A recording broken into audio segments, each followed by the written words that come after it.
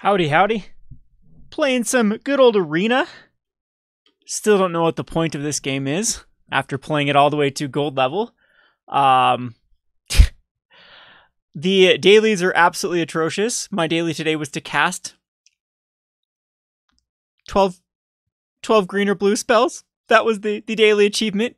I don't know who they hire. I know it's just beta. So before we get too critical of the choices they put in there. I mean, how lack of creativity does it take to say play 12 lands or cast 12 green or blue spells or win a deck with a white deck, win a game with a white deck? Like, these dailies are almost as pathetic. Did anyone ever play like Pokemon Go, or I'm trying to think of some other games in the past that I was just so disappointed with how much potential. Just put this in perspective. Pokemon Go generated $1 billion of revenue. $1 billion, big B, billion, and the best they could do is give us that piece of shit software they called Pokemon Go. It was a cool idea, horrible implementation and execution, and I think that they just got addicted to that revenue stream without really taking the deck into more of a complex or even more enjoyable long-term solution. I think it ended up biting them in the butt for the potential of getting even more billions of dollars. So I think that Arena is in kind of the same. Let's hope that they get some creative. I mean, I'm glad to see achievements to begin with. MTG is what, like 20 years old now, and we're not quite that, but it's getting close to 20 years, and it still has yet to have any sort of even clans or chat or dailies or achievements or anything else that games that ever since the beginning of the early 2000s have implemented. So that's one major criticism I have for the MTG Arena platform, is just the lack of creativity that goes into these dumb little grind, and it does feel like a grind to try to get the cards you want. So I'm currently gold rated for all those who are just joining. How's it going, Kidel? Yes, I know who you are. You're the tall one that comes into our store, the giant one. And yeah. Anyway, I did it. Let's just show the decks that I showed the last time I played Arena. I did it mainly with Is It Spellweaving, all the way from bronze to gold, and with a few little updates to it. I think that I bought one champion and must have either opened or you start with one Champion of the Wits, and the rest of this is just really commons. That I was able to put together a decent little deck. You start with 3 Enigma Drakes, just kept the 3 Enigma Drakes and the 4 Cryptic Serpents. I was able to I didn't ever buy these. I think you start with 2, but I ended up getting 2 more. So the deck's okay. Of course, there'd be better ways to build the deck, but for a starter deck, this seems to perform the best, in my opinion. It has action versus Merfolk, Merfolk is everywhere, has action versus black-white vampires, and also can hold its own versus like the Ramming Up Reds that are going around. So it says very well against dinosaurs. So if you are starting Arena and you have decent skill, that's what I've noticed too. The skill level of Arena, of course, is very poor compared to MTGO. A deck like a blue-red spells deck can be quite optimal to try to grind to that gold. And then I did the rest of the gold once this deck became pretty insufficient and you started playing against a lot of Ramming Up decks. I built an Oketra's Monument deck because this is probably the best card that you can utilize your bad cards with. It makes your bad cards better. So Oketra's Monument is a 3-mana artifact if you've never played the deck or played against it, where white creature spells you cast cost 1 less to cast. And whenever you cast a creature spell, create a 1/1 white warrior creature token with Vigilance. So you get this basic deck of vampires that you start with. I think you actually even do start with 4 Legion Conquistadors, which is a good starting point, and as well as 2 Forerunner of the Legions. At least that's what I start with my starting point. And I believe you start with 1 Maverin in that deck as well, and a Bishop of Binding, and a Cast Out Ixalan's Binding. So it's got a pretty good starting point to just throw a bunch of filler in at that point. So I just use cards like Bishop and Martyr of Dusk. I've actually been purchased with common slots. Purchased the Martyr of Dusks. I had the Paladins, the one that puts a 3/2 and a 1/1 into play, and that's actually very good with Oketra's Monument. You could even use filler cards like the 1/3 Flyer, for example, the Skyblade of the Legion, and it works really well with the deck. And I think you do start out with one of the spells here, the Pride of Conquerors, which also does really good with this deck. Yeah, Marcello, I started out with 4 Legion Conquistadors after open packs, so I know that they're in 2 different packs, so it's quite easy to get them. So yeah, I didn't ever purchase Legions, and I was lucky. I think I opened Maverins. So you either start with 1 or 2 of, and then I open them. So it's just a natural way to go with Oketra's Monument. Again, this does very, very well versus the red decks that are running around. The one Achilles heel to this deck definitely is the kind of stock dinosaur deck that starts out with, let me show you. You lose a lot of matchups. You can win this matchup, but if they do get their little Forerunner, this wouldn't even not have a Forerunner in it. Maybe people just upgrade that quick though to go get a Forerunner. Once they get the Forerunner, they just continually wipe your board. And something even like the Raging Regisar is a card that is really, really tough for Vampire or for Oketra's Monument because it sweeps it. And same thing with the Raging Swordtooth. And then there's a creature that deals a damage to each creature every time it gets hit. That was and there's a lot of combos with this particular deck that then can really wipe your board. So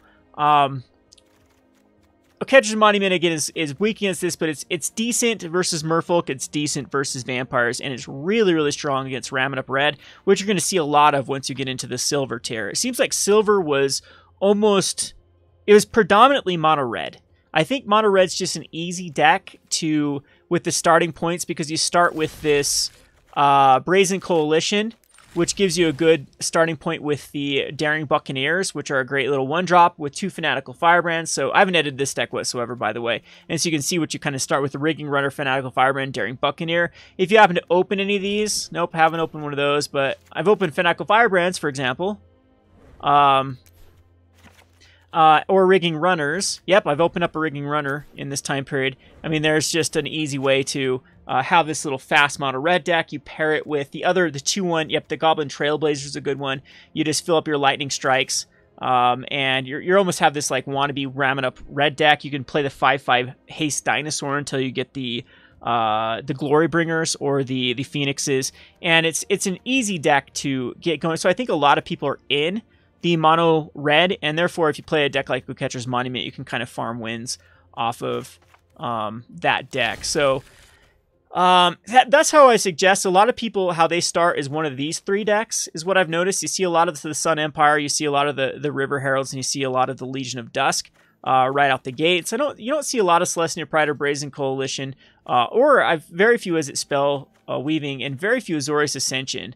The Golgari Exploration you'll see every once in a while, but these decks do seem to be pretty paired nicely, except for the Boros Assault. It's terrible.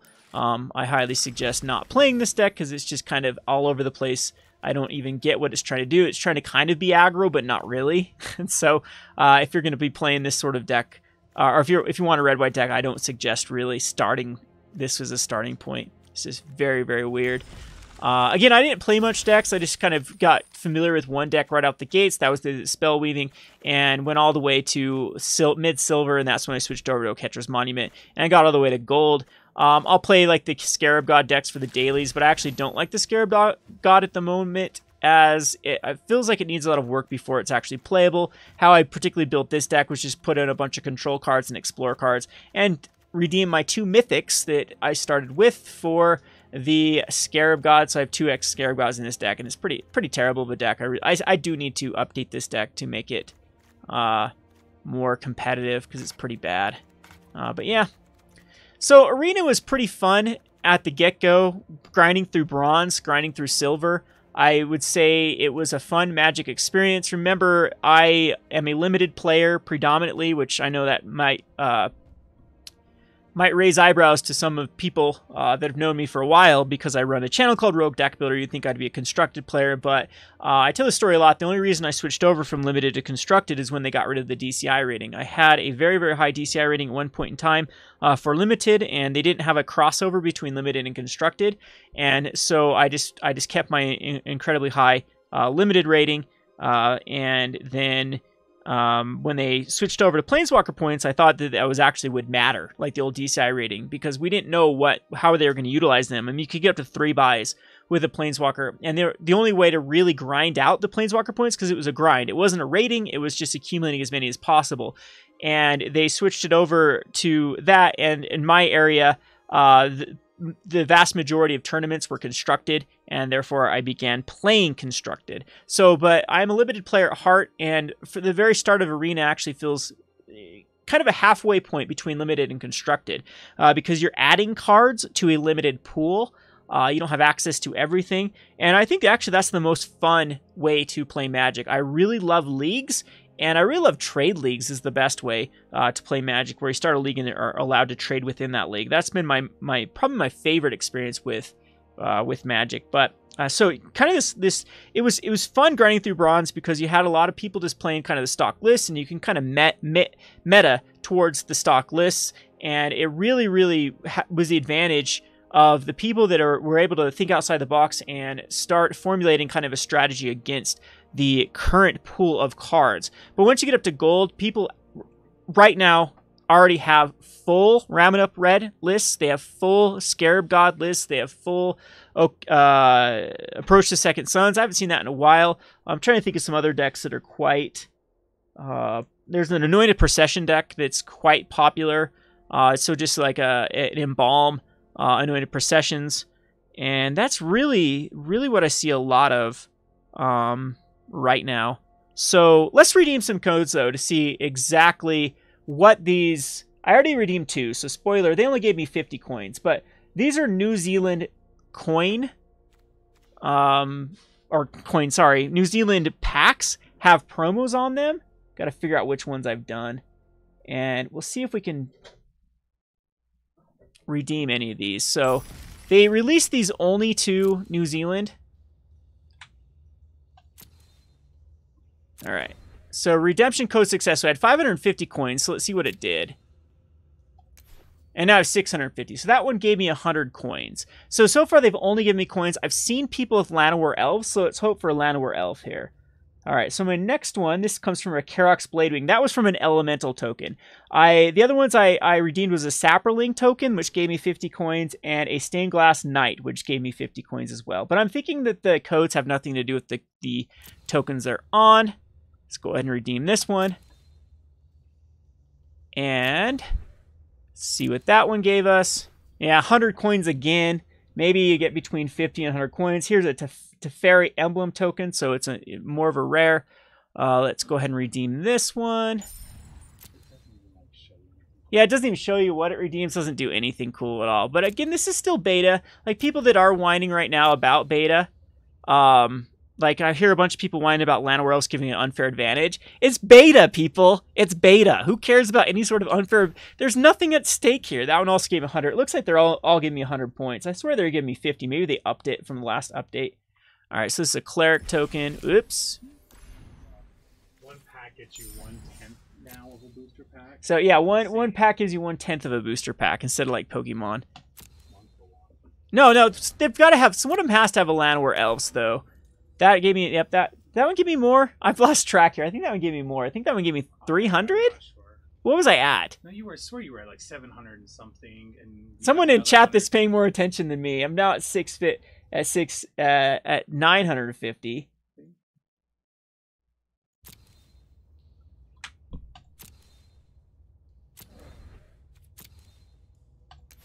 And that just gave me 100. Maybe I'm just...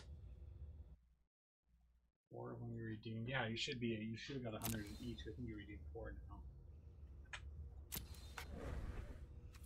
That one's one I probably already redeemed.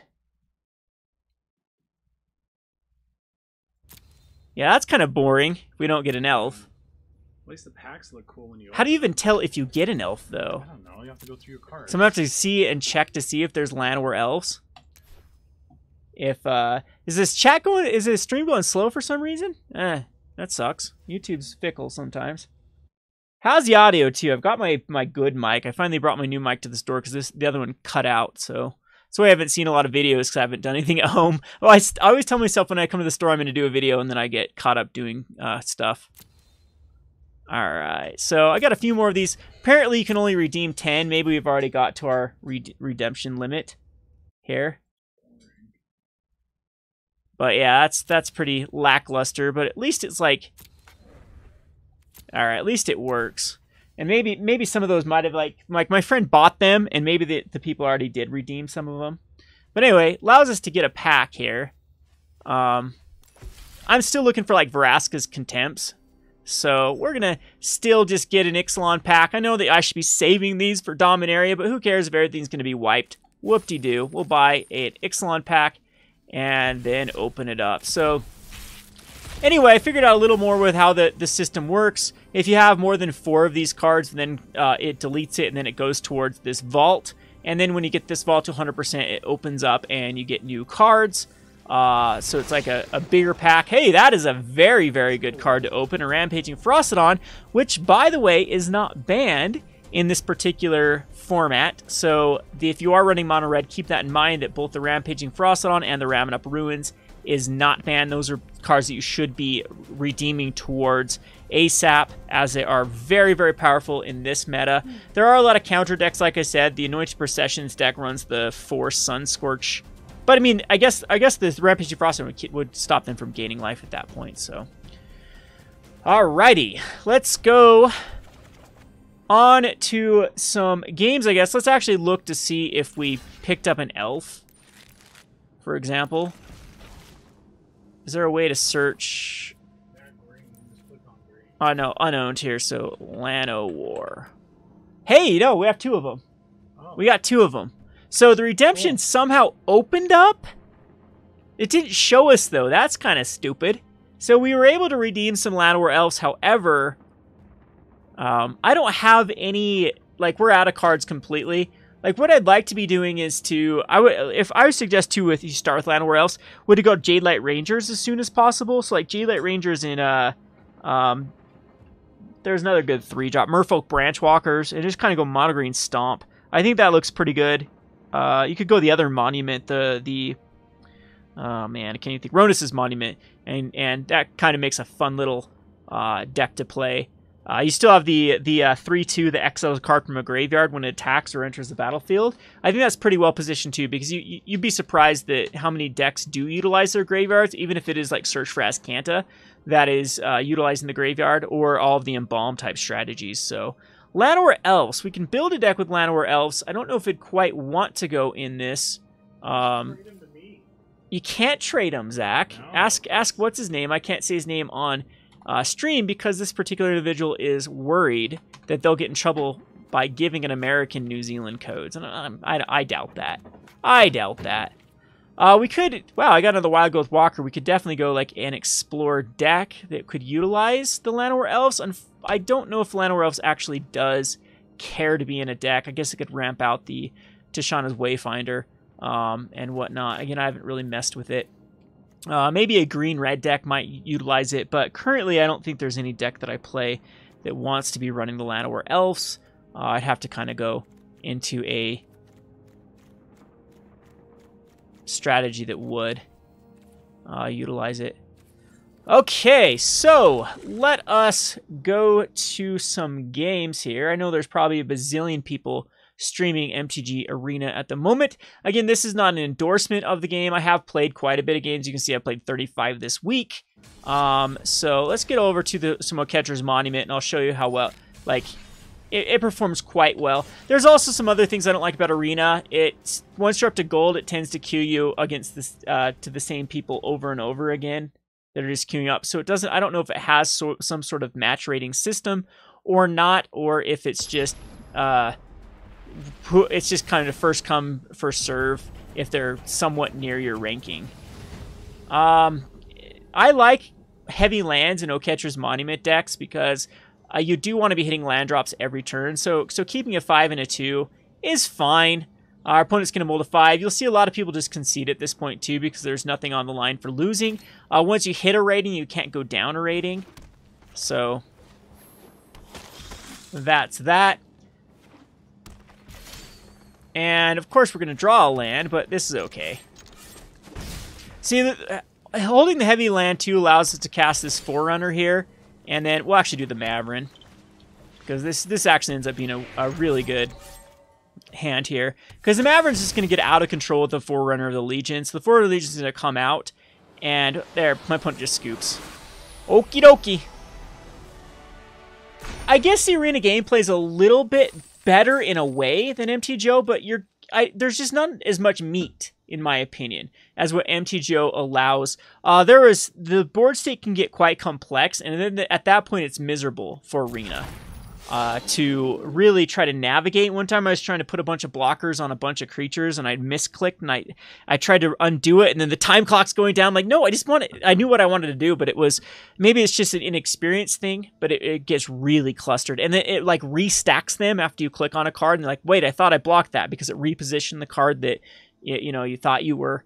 Anyway, if that makes any sense. But I understand what they're trying to do, because the problem with MTGO is it's very sluggish, and it makes it for streaming or keeping interactive between streaming a lot different than Hearthstone, where Hearthstone's just bang, bang, bang back and forth. And so they try to encourage this with Arena, and so far I think it is encouraging players to play quicker. They definitely do play quicker on Arena than they do on MTGO. However, I think that if you're really in there for in-depth gameplay, where a streamer is attempting to explain what they're doing, I think it's going to be a lot tougher to do. And plus, and what I like about MTGO is if I want a card, I can get it right there, and there's a lot less risk involved than even Arena. Arena, if I get a card, like right now I don't want to go into Scarab God anymore, I can't just sell that Scarab God and then get a card that I do want. I have to go through the grind of getting another Mythic. I don't know how expensive this deck is going to be once people do have the option to actually do kind of this in-app purchase stuff. And technically, I'm not a fan of that. I think that Arena is going to prey on very addictive personalities that just want everything now, which again, people are adults. They have informed decisions to make. But when a competitive edge is on the line with a game, I technically, want to keep the pay structure down as much as possible. Keep a little hand here. And Arena, I think, is going to be the exact opposite. People are just going to be like, hey, I want the full set of Dominaria day one, and so they're going to spend, $500 to get it, or probably even more than that, to get the entire set or the 4-ofs that they want at that point. And then it just feels, it's going to feel even worse, more net decky, or more of this like inequity between players with cards and players without cards. What I suggest is that they would have some way to separate paying people versus just regular grind people, and that'd be more fun to me, because if anyone's played a game like Clash of Clans, there is no way to compete unless you were putting like $1,000 a week into the game. Now, I don't think that... Did I just pay life for the Adanto Vanguard? Whoops, I'm not paying attention to what I'm doing. Selling beta keys. Apparently beta is a lot easier if you sign up with a multiple different emails, and you'll get it quick. So if you're still waiting on a arena key, redo it with a different email address, because my original one didn't get one, and Zach's original one didn't get one. Zach just re-signed up with a different one. He got it like instantaneously. All right, so I don't want to cycle the Desert True. We're just gonna play it, and then we can play the Skyblade. No point to doing it before combat. I'm pretty sure this is going to get Moment of Cravings. Oh, it's just going to get Consign. That's nice of my opponent. And then I can recast that rather than my Skyblade.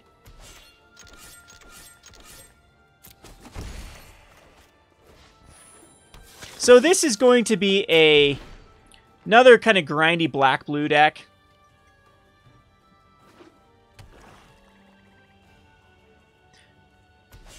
Yeah, so if you're looking to play fast games, the Adanto Vanguard's miserable because it wants you to give you the option all the time, too. Chef at Dooms is great to actually utilize it. All right, so we're just going to go into combat again. There's no point. This is another card I probably should be playing in multiples. It's really good in this meta, the Pride of Conquerors, because it actually gets around the... I'm trying to think the golden key to what is the golden showers card? Whatever the one that gives -2/-2 to all creatures. So Zach's laughing back here. The golden. Okay, so anyway,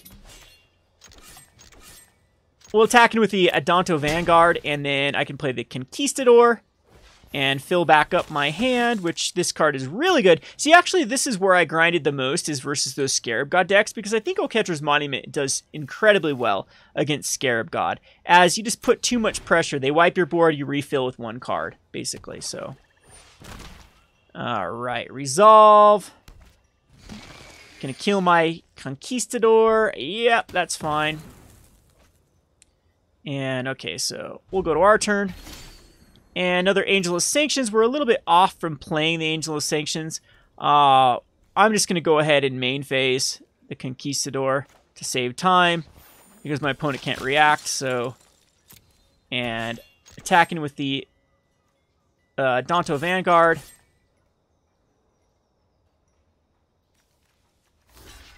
And that's fine. We will pay the 4 life to keep it alive. And kill the rampaging, or not rampaging Frostodon, the Ravenous Chupacabra. The Golden Demise, that was the card. Golden Showers is close enough. Close enough. I mean, how old is 15 anyway? So let's just go to the Scarab God here, and we can Angel of Sanctions the Scarab God if this lovely client will give us a 5th land. Does not give us a 5th land, but that's probably the 2nd best card. Unfortunately, yeah, we have a Conquistador, and he's got a Chupacabra. And always tap your lands, because I know I'm going to have to pay a life. Hopefully that doesn't matter. I do this like crazy on this one, but anyway, we're still in pretty good shape, even if he gets the Chupacabra back to kill off probably a Conquistador at this point. I mean, Scarab God's annoying. Nope, gonna decide not to do it.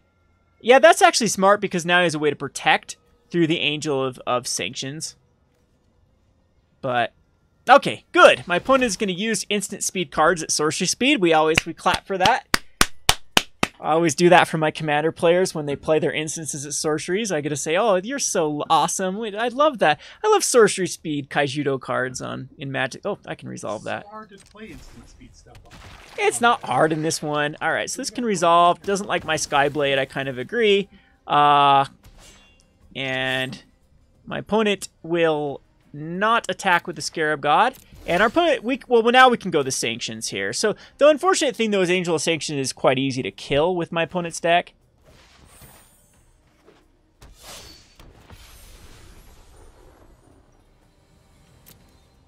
I don't want to attack him with anything at this point, so we are just going to end the turn.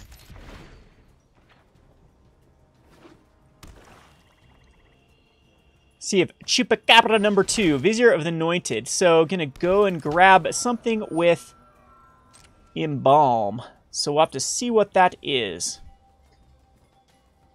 Goes and gets a Vizier of Many Faces. Oh yeah, because it's gonna redo that to get the Angel of Sanctions. Alright, that is also fine. Because we have an Angel of Sanctions for that. And then that just wastes my opponent's turn. So another Dunes here. So we could actually go on the aggro. Take out the... We could actually... Can we just win here if my opponent decides not to block? So we have 3, 4, 5, 6, 7, 8, 9, 10, 11, 12, 13, 14, 15, 16, 17, 18. My opponent can block 2 cards, so assuming they block this and this, we take 3, 6, 9, 10, 11 is all. Okay, so yeah, not quite there with it. So I think what we're going to do... I don't want to overextend here. We definitely want to keep the Pride of Conquerors as a protection against Golden Showers. So we're going to probably just go Conquistadors here. Conquistador and a Bishop Soldier. Yeah, that sounds good to me. And then we have lethal on board next turn. Okay. Yeah, it doesn't matter which one here. Combat, attack with the Angel of Sanctions. Get in for 3. And... Yep, again, we'll keep up the Pride of Conquerors again, just as a little bit of a protection against R. Kelly. And so if they do decide to cast R. Kelly, we can Pride of Conquerors away. All right, so this, again, this is most likely going to be the Vizier, yep. All right, so that may resolve. It's going to copy my Angel of Sanctions, most likely, to get back a Scarab God.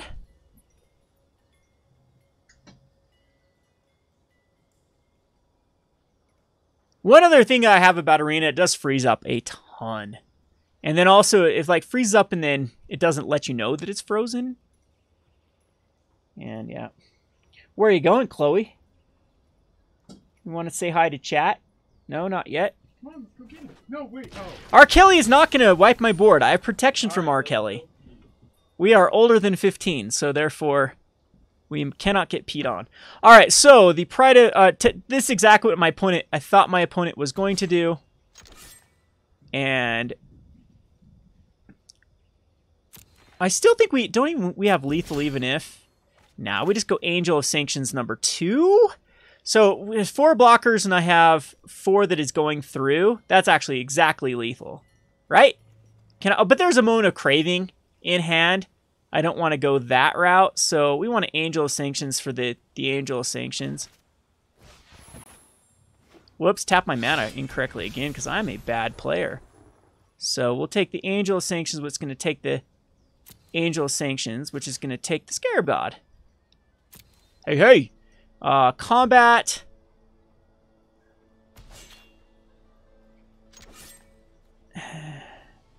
I'm okay with just attacking with everything here. I lose 2 creatures, sure. Yeah, that's actually the best route here, because now we can just win the game. Duh! Duh. See, the thing about this, too, is I'm a much worse player on Arena. I'm just a bad player when I stream to begin with, because I'm, like, looking at 3 screens, trying to make sure the stream health is okay, trying to engage with chat, which I never do anyway, and trying to play the game. So, yeah, I'm an awful player.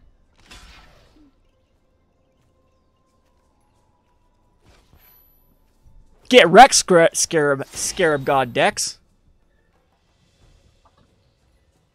And we do have City's Blessing, so this is over lethal. Now watch there be a darkness. My opponent got a promo darkness. No promo darkness. See ya, John. Thanks for stopping in for as short as you did. It's been my pleasure. All right, so we have a Admiral Beckett Brass. Fun. Maybe we can build a Pirates deck. Yo ho ho. Hey, Chloe, beer me. Anyone ever teach their dog actually to do that? This damn thing won't beer me. She'll get her a leash and throw her leash at me. Oh, she can figure it out. She's a border collie. Oh, yeah, give me that. Give me that one. See, Zach, I guess, is my beer bitch. We will sponsored by Voltage. We're caffeinating up at 9 o'clock at night. I am not sleeping tonight. I am so caffeine sensitive. All right, so we'll play some more Catcher's Monument, and I'm open for some suggestions of what you'd like to see.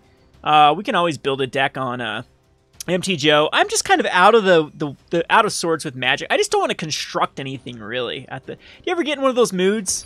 These lack of creativity moods. I mean, Casey on stream can vouch for how lack of creative I've been lately. I need to really get on the site and whatnot, but kind of still burned out from Dominaria.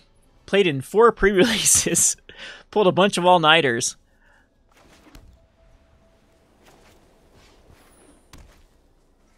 Create the Legion's Landing. Very, very good card. Still looking forward to playing tokens in... There's our... Ooh, wow. I actually think I want Desert of True. Okay, this is an interesting little... We can try to YOLO for a land next turn, but this is actually a tough matchup because it's the other vampires, and they typically go like over the top of us, and so the only way for me to keep up with it is to put out the Oketra's Monument. Traxos. I had a Traxos in one of my pools with like literally no other historic or legendary cards to pair with it. It was embarrassing. So we would have hit the Oketra's Monument land anyway, so, but, I mean, you want to work with the information you have rather than roll the dice, at least in my opinion. I want to play some Pauper. I need to play some Pauper. Pauper's on the downturn right now, as expected. A new format is, or a new hyped up sets coming out. So Pauper prices are kind of falling at the moment. Maverin's a little bit of a biatch right now. We have a Bishop of Binding. I think I'll actually cast that. Thing is, Bishop Binding is so weak. I use it as a one of in this deck just as something that can be tutored up. But yeah, we will take the Maverin. Or, yeah. Alright, we can attack with... So you want to trade some lifelinkers? Let's do this. Because your lifelinkers are better than mine when you get your stupid lords out. Maybe I should have put the flyer out there. I probably should have. Well, how everyone's Dominaria experience, kind of like Ixalan, in my opinion. I did like it better than Ixalan, but what I mean by the limited sealed environment for Dominaria was you had a lot of half-seas decks. Like one time I opened up the Wizard Lord, the Wizard Prowess Lord, and like one shitty wizard that all it did was made an instant or sorcery cost less. I noticed that blue was very lacking to begin with, as you tended to have a lot of spells but not enough creatures. In limited environment, you want to have like usually 18, 17, 16, 15, 18 creatures. And it seemed like there was just a lack of creatures, playable creatures in blue. I kind of want to flip this Legion's Landing at the cost of a double block on the Bishop's Binding. We can wait a turn, I think. Yeah, we can wait a turn. So, appreciate the sub, whoever just subbed. No. Oh, Aaron, appreciate the sub. Yeah, we'll wait one turn. But, again, we typically lose this match just because our opponent plays a lot of Radiant Destinies and a lot of Lords. This deck loses to literally everything else, though. There are a lot of people that play it, but it's bad versus Dinosaurs, it's bad versus Ravenous Bread, it's bad versus Scarab God, it's bad versus any control element. But it does beat us. It just goes over the top. Like, if my opponent puts out another Radiant Destiny, we start having to really play from behind here. Or if they get a Legion's Landing out as well. Or they have that dumb card that draws a ton. You're gonna Bishops of Binding my Bishops of Binding! Oh, this is just awful. Yeah, get your token. Alright. I don't care about a Martyr of Dusk. I want my Legion's Landing flip, but now there's a 3/3 out. So, but it's still probably worthwhile to flip the Legion's Landing. Ugh. This is just gross. Yeah, it's worthwhile.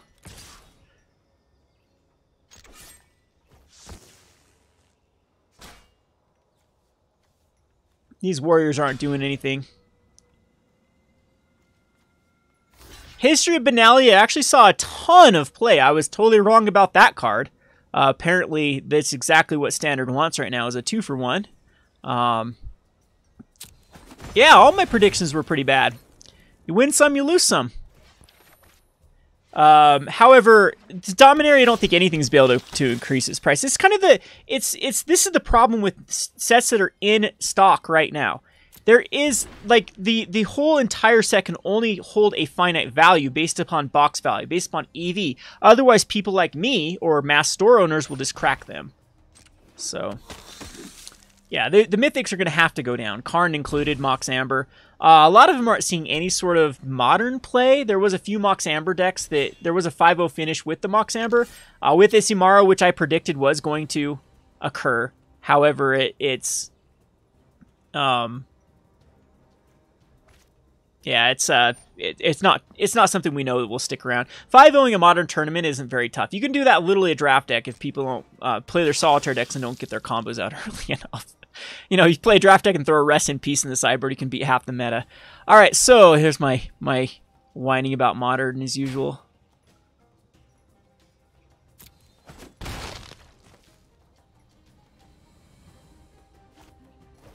No! Not a Forerunner. See, this is exactly what happens in this matchup. It's just because I don't run any sweepers. I want to be the proactive deck that beats my opponent, and they just go over the top of me with more card draw, more... their guys usually get bigger. And this does get insane, though, later on. I could still draw into some cards that could put me over the top, like an Angel of Sanctions getting rid of the Radiant... Destiny. However, I'm pretty sure this Forerunner is going to go grab... Really? Should have grabbed the draw spell. I don't agree with that play of just getting a Lieutenant. Dunes is an... Oh my god, I forgot to use the Danto because I'm too busy talking to chat.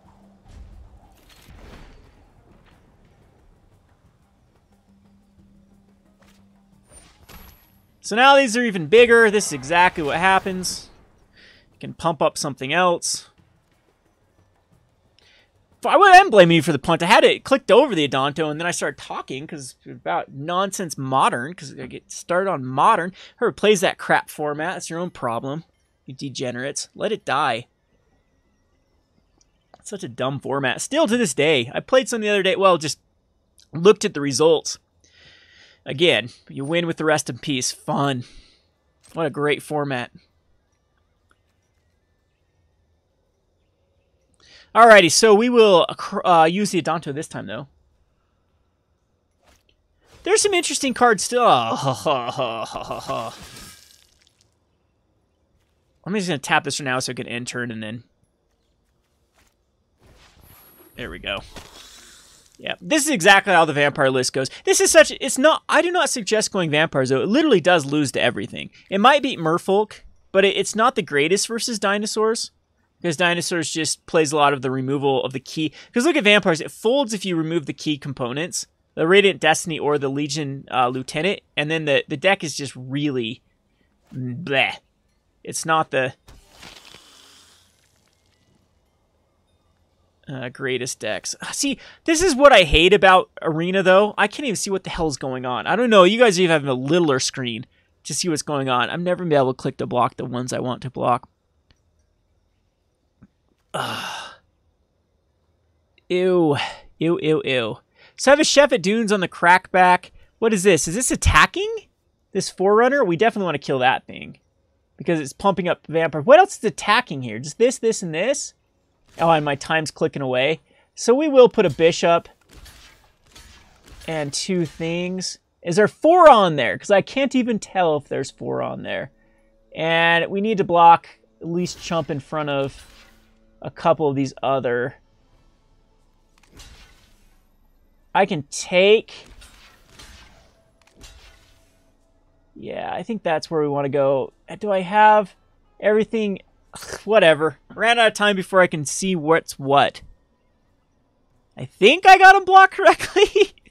I hate this game for this right here. It's okay when you have very simplistic games, but the more complex it becomes a... Did I even... Yes, I did kill it. Ha! And hey, it gives me another Chef at Dunes. You're a great deck. We love you. Yeah, I got ground out this game. It was pretty even until the Forerunners found cards. And then I drew land. So, you know, that's still typical of Magic. And these are just bigger. I'm done. All right. You lose the vast majority of these. Again, it all depends on those Legion Lieutenants if they get them. And it tends to be almost every game that they get them. So, because they do have ways to draw into it. We'll keep playing some Monument. Anyone want to try to build a crap deck out of the card pool that I have? I don't have the greatest card pool. I mean, it's pretty decent, but I wasted a bunch off trying to build Scarab God right off the bat. And then figured out Scarab God's not the greatest with a lot of Vraska's Contempts, Ixalan Bindings, Castouts. And there's actually a starter card that people use called Puncturing Bolt, I believe is what it is, which does 5 damage and exiles a card. And you don't have a lot of the support cards right off the bat you do need for. This is a good hand. Arena codes were very lackluster, Casey. We got points and some Llanowar Elves that we don't know how we got because it didn't show us. Here's the deck that Oketra's Monument's really good at. It depends if Ramadup goes first. A lot of times it can be kind of tough. We also have a slow hand, which isn't... Yeah. Isn't the greatest.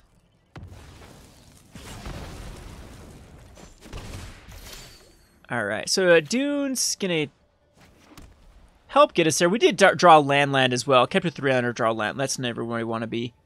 We do have a Conquistador that can fill back up our hand and then cast a Maverin the turn after.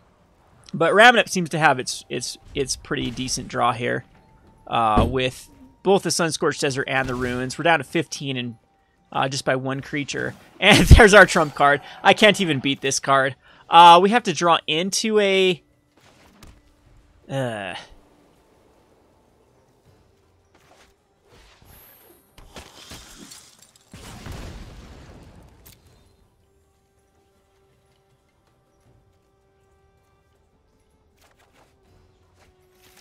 Yeah, we'd have to draw into a...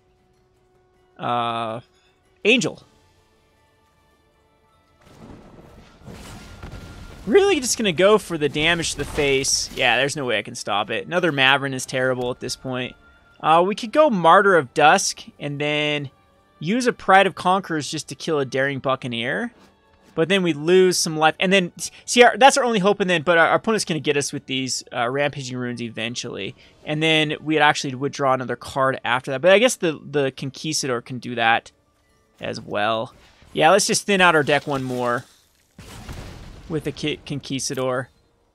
But this is really relying on either drawing an Ixalan's Binding or a Cast Out.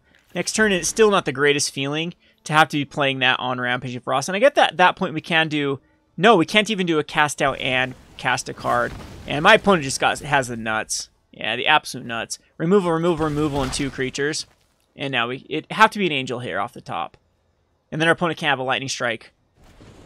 Okay, yeah. All right, lose that one. The difference a lot of times is between going first and second in that match. You win the one you go first, you lose the one you go second. But yeah, the more people that have Rampaging Ferocynons too, like I said, the Oketra's Monument was really good at the silver level. It's pretty lackluster at the gold. I think I'm gonna have to adjust. Most of these people though do have a lot more deep card pool than I do, because they've been playing for a lot longer.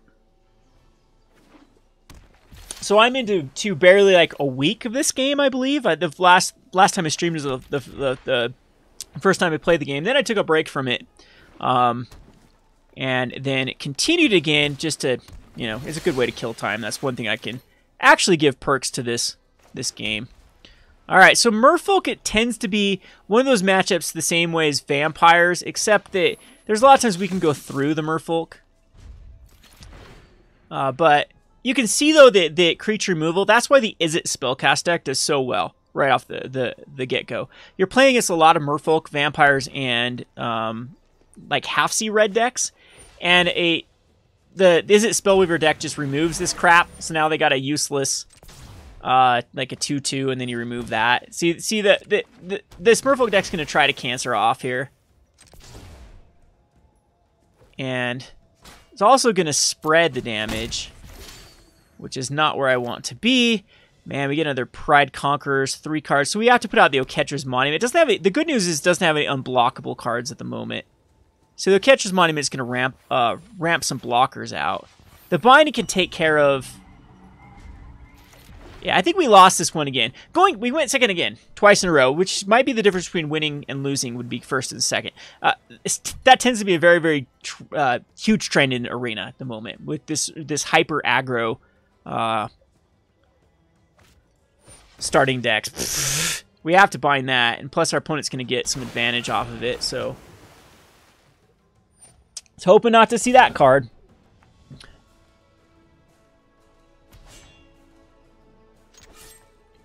Huh. That is interesting. My opponent's going to just attack in 4, 5, 6, 7. Okay, I think I can still take it. 4 life. Yeah. Do I need to put the... I think I need to absorb the damage. Because I have no choice here but to throw an Ixalan's Binding.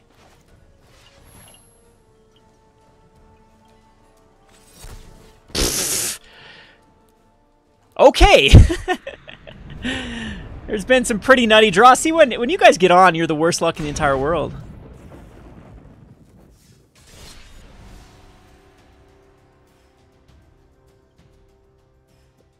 Get beat by a Spell Pierce.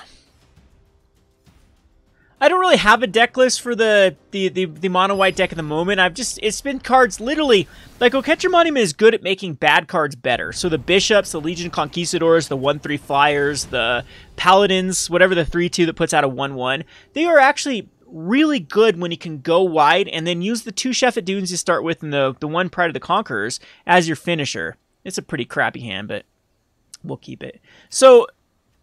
And it was all about the silver. Like, I went on massive win streaks. I remember one night I was like, hey, I'm going to play until I lose because it was late at night. And I won like 15 games in a row. And then all of a sudden I look down, it's like 3 in the morning. I'm like, God damn it.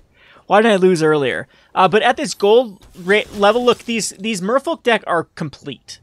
So they're not playing any trash. If I was to play a Merfolk deck right now, I would still have a lot of garbage that I have to be playing in the Merfolk.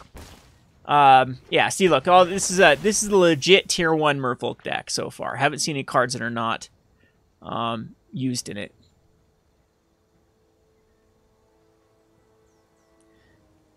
So yeah, I wouldn't really be focused on a list per se. I would just get those Sheffet Dunes as quick as possible and those Oketra's Monuments, and then you're good to go in that silver bronze area. Would not be surprised if my opponent actually does block the Silvergill Adept here. I don't think you should. I think that's a terrible block. That was a very, very bad block. Do not do that if you're Merfolk versus a deck like this, because creatures are an easy resource for me, whereas and my creatures aren't getting bigger. My opponent's creatures are getting bigger with a Lord, or like a Climb, or the one that we saw earlier. And I believe this is the same opponent, right? This isn't a new opponent. In fact, I'm going to trade my Mavrin.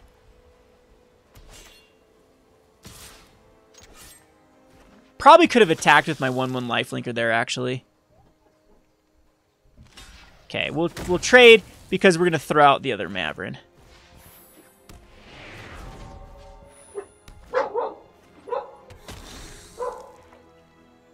So the Deep Root Waters can get kind of out of hand. It's like the Oketra's Monument version of this deck. It's the bad Oketra's Monument because it's not reducing.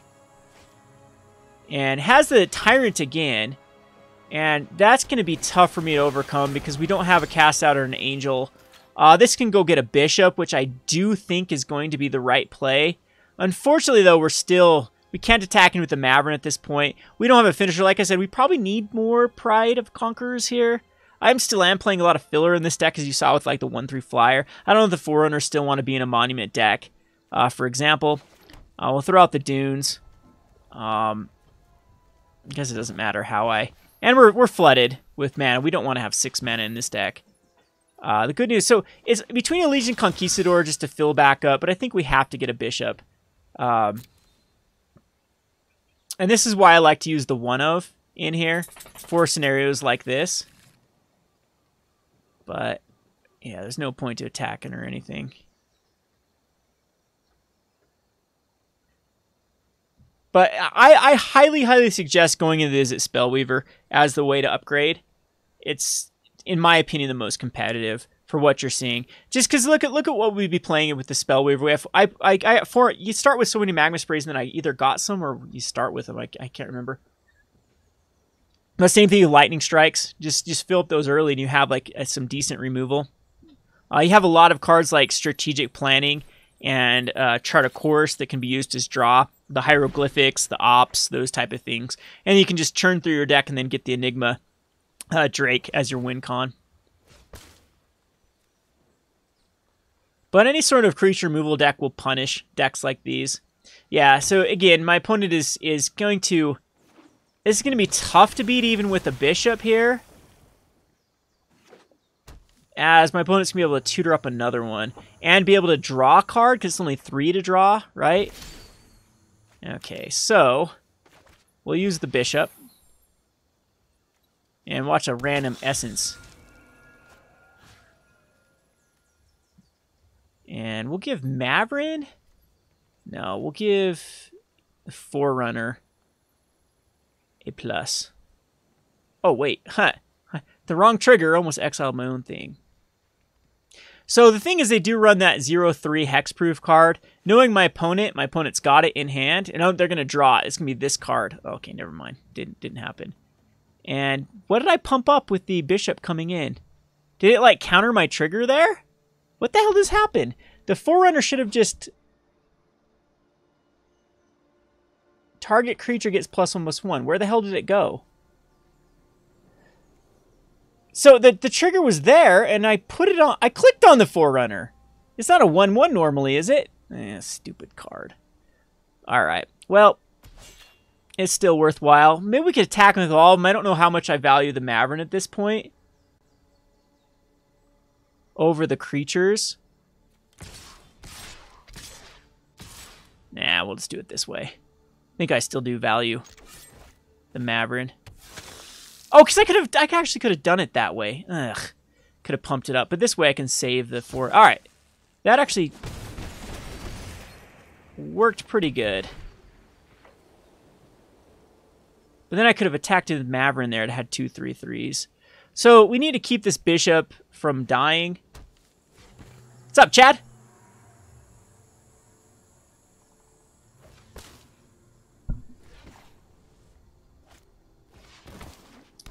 We don't want to see a second one because this is...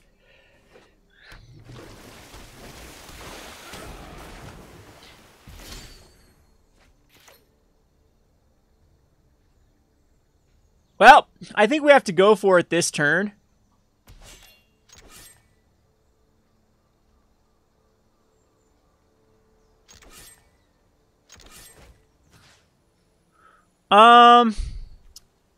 We want to keep Maverick as high as possible. Maybe I should have spread it to one of the tokens.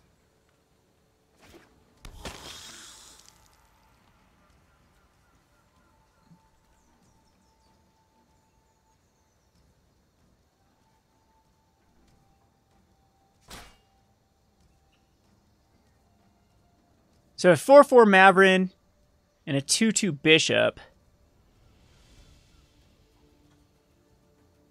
Did the Maverick just get additional +1/+1 there for some reason? What the hell happened there? Am I missing something here? So we got one trigger off of the attack in with Maverick. And how come it went to a 4/4? All right, 3/6/9. We can create... All right, it's going to block them all. Do we even run the Pride of Conquerors? I think I do, so... It's a board wipe, at least.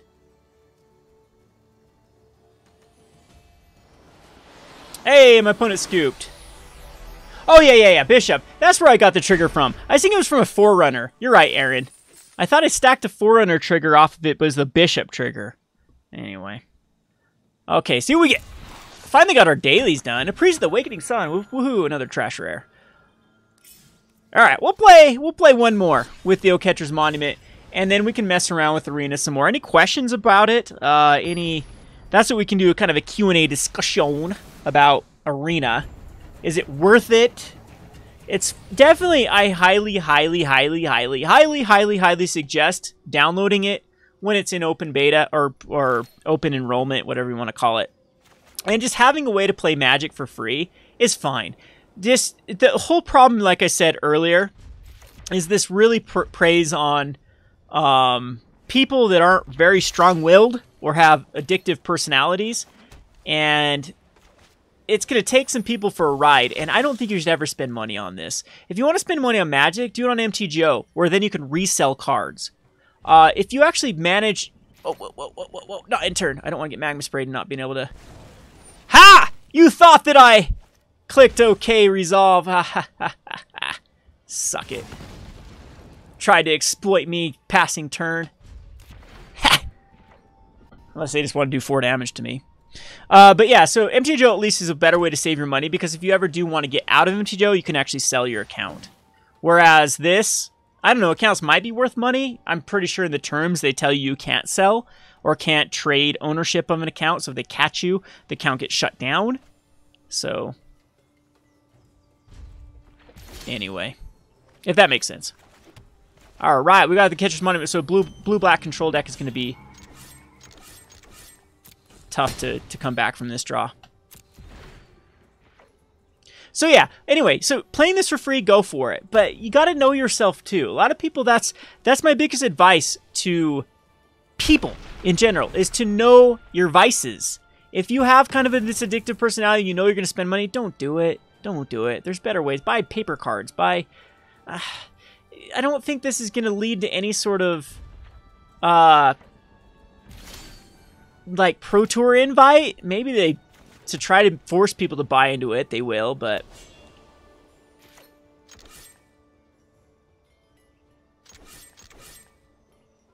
Yeah, buy pizza.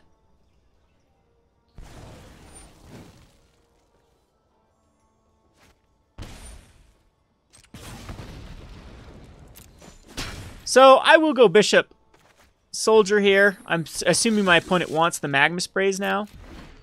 Used them on the Adanto Vanguard. There could still be a Lightning Strike in hand, though. I think my opponent is playing the Is It Spellweaving deck. Yeah. Enigma Drake, that is perfectly fine, as it is going to get cast outed. And we have another Oketra's Monument, so... So again, this is the deck I like that this person is running. They're all the way up to gold something with a Is It Spellweave deck.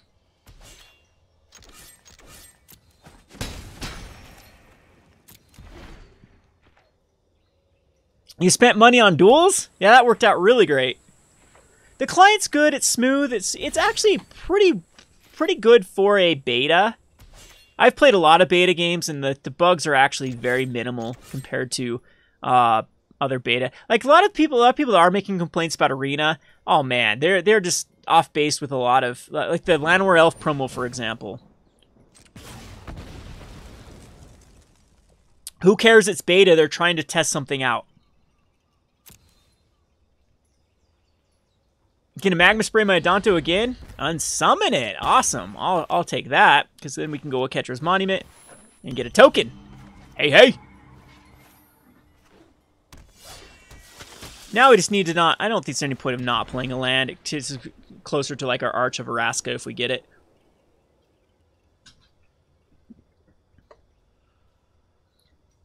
Merfolk Trickster. You played it in Constructed Nuclear Warrior. I've had it in a couple of my limited pools and haven't been very impressed, but... Eek! We're on a 2-turn clock. And hey, look at us go! We drew another land. Yay, yay, yay. We actually lost this one. Thank God for those land draws.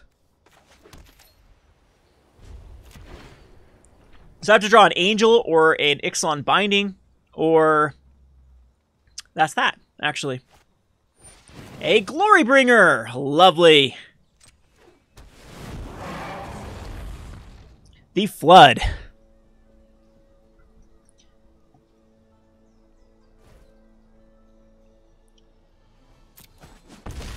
Now I think we're just dead no matter what I do, because I can't draw anything to get me out of this.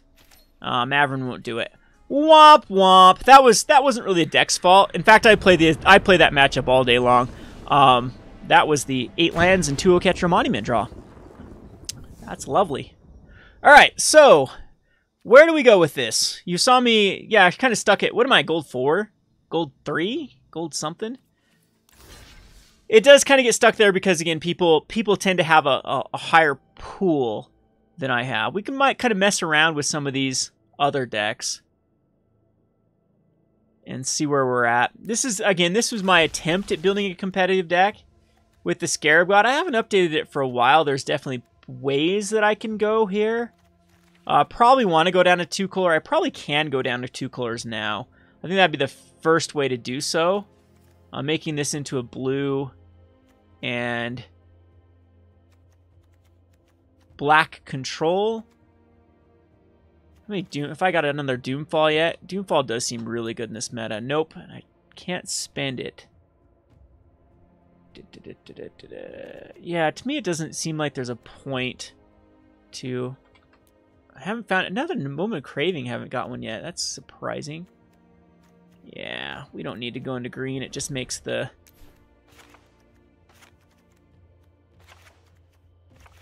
Mana Screw real.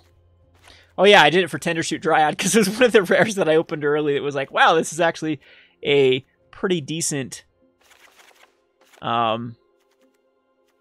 rare. We could actually try a mono green deck with our Llanowar Elves. We can do that. Let's actually exit out of this. Don't save.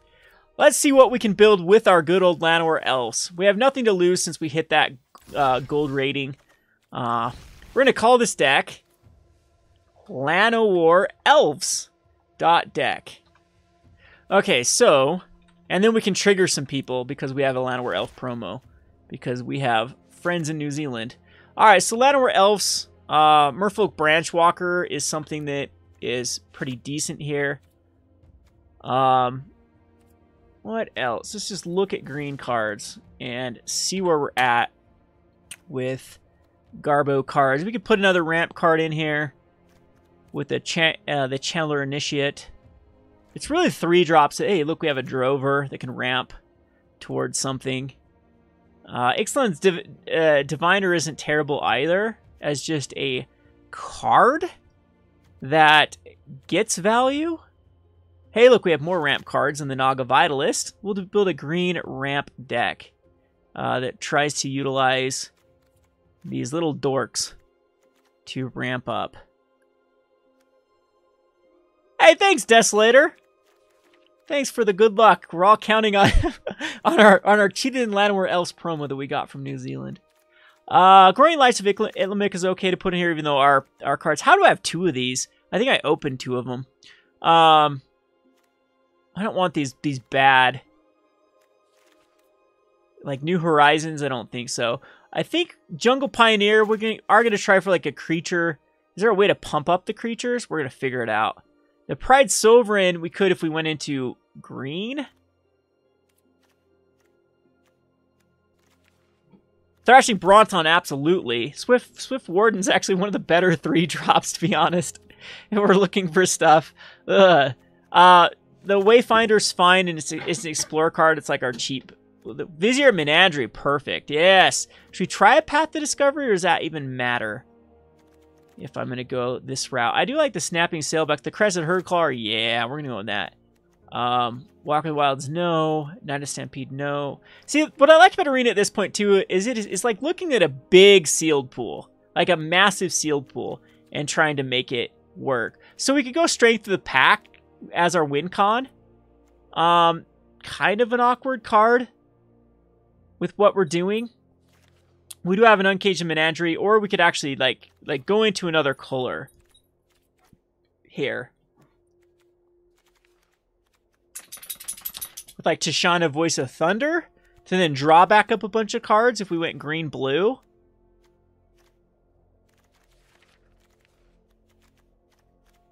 If we're in mono green, we probably do want, or we could go into, what does our white look like? With just token generation. I mean, at that point, we're kind of in the same Oketra's Monument shell.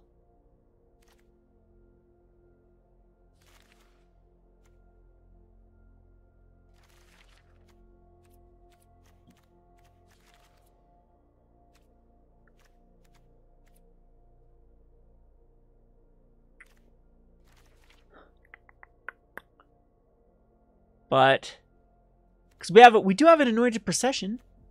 We do have 2 Regal Caracals, which are pretty decent to ramp into.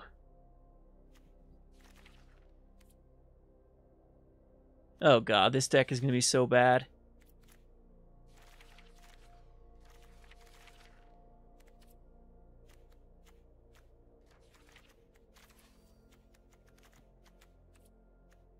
We do have Appeal to Authority, and we have 3 of them. I think we have to go into Appeal to Authority deck.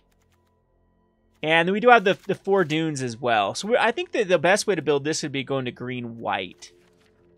And that way we can put in like the... Do we need Anointed Processions though? And we'll put the 1 of in here as a YOLO. Do I need to use my little mythic? Path to Discover actually seems okay. As like a boost. It does have some synergies. At that point, though, it's like still Oketra's Monument, even though we're heavy into the green portion.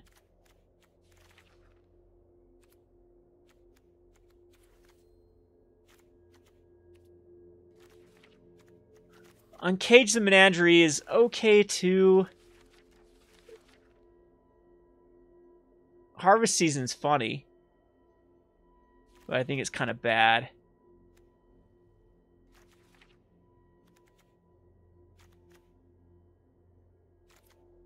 See, I think what we're going to do is we are just going to go a bad pump deck. Now, where'd that pump card go? Strength of the Pack.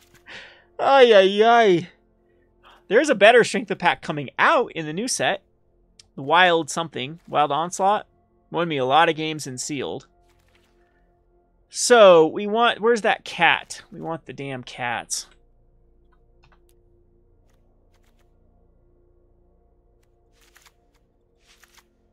And we are at 54. And it's auto doing lands for us. It definitely is not putting in the right lands for...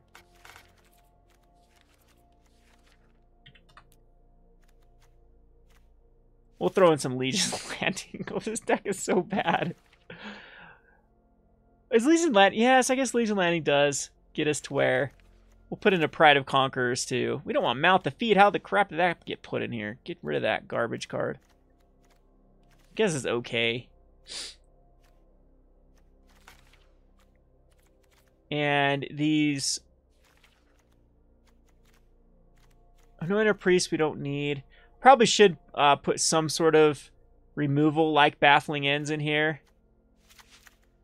And that would leave us with Cast Out and Ixalan's Binding as, you know, somewhat of a removal spell.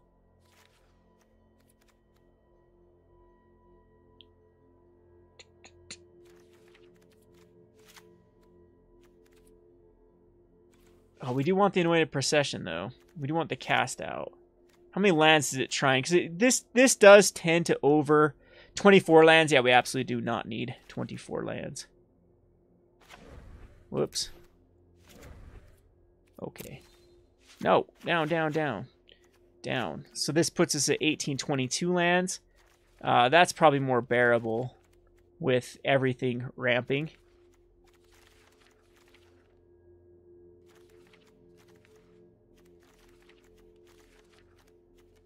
Where the hell is the lands at? We'll put in some dunes. Take out another forest. And ooh, I have a Sun Petal Grove. Look at me go. Take out another forest then. Have it 6, 10, 6. Set 16, 22. I don't know if we want Tranquil Expanses for the completely for the plains. We're going to do it. Now that's going to slow us down. All right, well, let's trigger some people because we have Llanowar Elves promos. This is the best thing I can think of doing with Llanowar Elves. Let's lose some matches.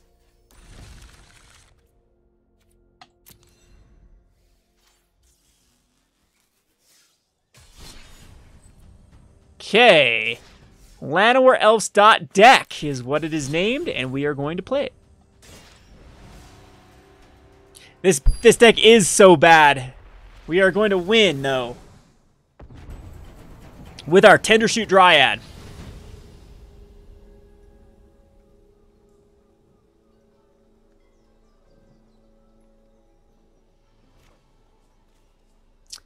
Well, this is, doesn't have a Llanowar Elves, but should we just mulligan until we find a Llanowar Elves first turn? This is capable, though, to be honest. It's not terrible.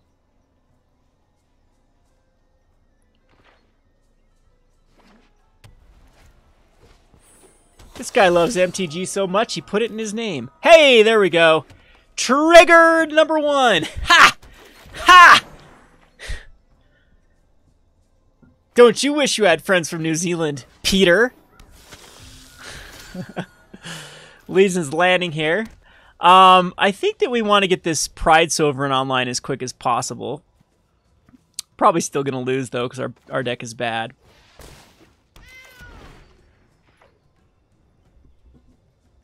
To 2 Dustborn Sky Marchers especially. Mavrin is a tough card for us. Ow! That was mean. We did not hit our land drop either. I think just the better way is to try to hit our land drop and then keep this up to exert. Those flyers are going to be very annoying. So we're going to go the Branch Walker over the Naga Vitalist. I think it goes in the graveyard because we really need that. Yeah. Ouch.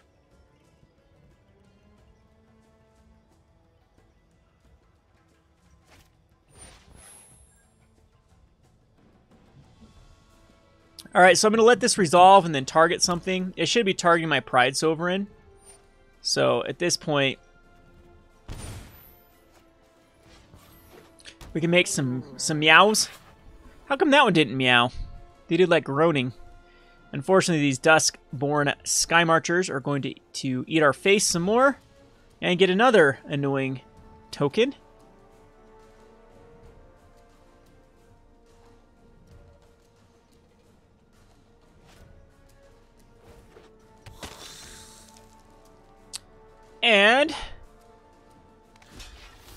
I don't know what was up with that attack. Misclick? Oh, because it can pump. I still think it's worth it to lose a Merfolk Branchwalker here for... Because, again, their tokens get quite large when they do find that Radiant or that Legion. So at this point, I think it's worthwhile to throw a Branchwalker. Unfortunately, we didn't hit our land again. We can attack in with the kitties. And if our opponent does... Oh, it's sorcery? What a garbage card. I didn't even know that was sorcery appeal. Yeah, let's put out a Vitalist and cry.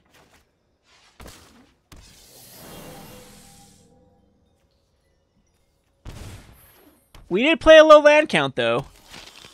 Yeah, we don't want to be attacking with cats. Whoa! Cancel attacks. No attackers. 2 cards left in hand, though, so barring any Radiant Destinies, we're still in okay shape. That one hurts. Wants to go in with everything here, because wants to drain me. Alright, that's fine. What? Sure. Sure. Zach's getting his McDonald's. Anyone want any? Okay, so here, the only way I can win this is to...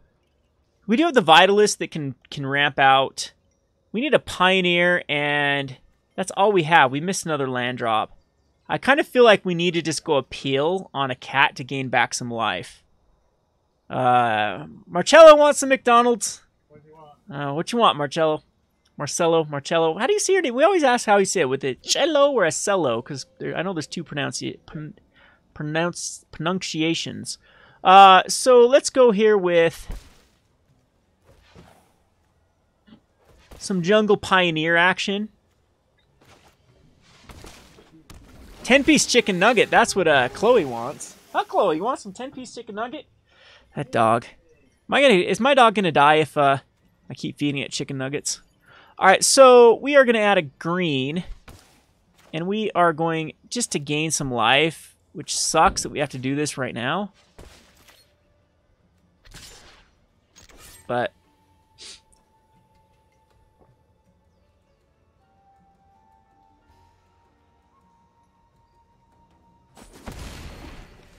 so which one is the Portuguese version? Is it with the... Oh, Cello. Okay, so Marcello. Okay. Not Marcello. Oh, is that Italian? Did I just make it Italian? Marcello.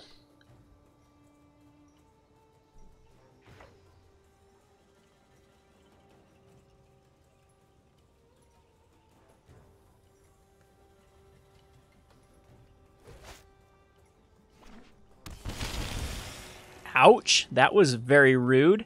So on the backswing, I can probably do enough damage, right? So my opponent's lifelinking for 2, going to 22. I have 1, 2, 3, 4, 5, 6, 7. If I draw... No, if I draw a land... I'm trying to think if I want to go tradesies here with stuff. Because I could block a lot. We could just block Maverin here. And throw a cat on it as well. And call that good. So it can't keep spitting out stuff. No, we'd have to put another one on it. Like that, or just let it all go through. And how much can I do on the backswing if I draw? Well, we're going to go no blockers here.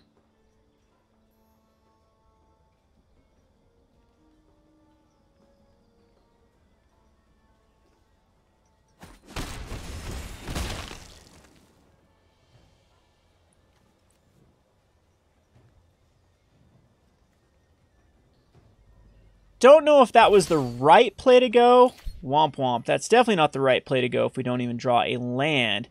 Because the Pride of Conquerors, though, with 3, 6, 9, 12, 16, 17, 18, 19, 20, 21, 22, 23.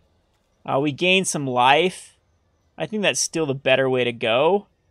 Because we can't be playing this. But then on the backswing, I lose 3, 4, 5, 6, 7, 8, 9, 10, 11. And then we only gain... Yeah. Womp, womp, womp. So I could actually tap 2 down, but that really doesn't do what we want it to do. So I don't think we're winning this late game. I think that's the best way to go. Is just swinging with everything. Hey, I guess it gives us a Legion's landing, so we don't have to lose a life. Yeah, again, we did pretty good here.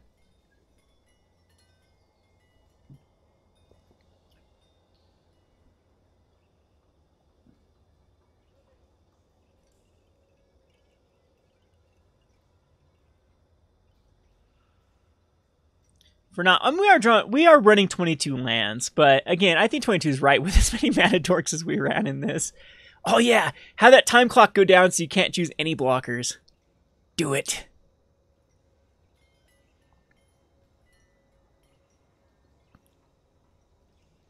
All right, timeout used. Keep thinking, Peter. Come on, Peter.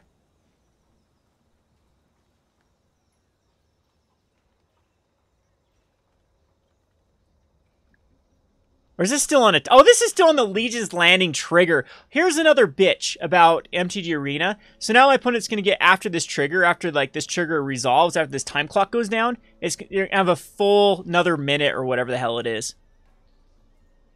Oh, it's going to use the other timeout as well.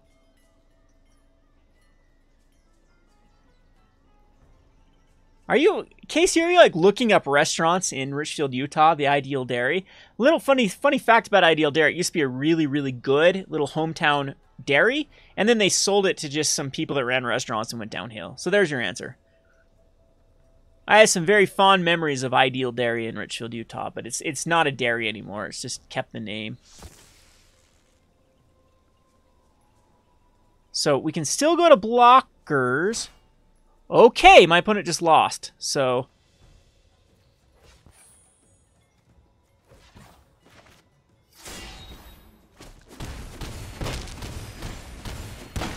Ha!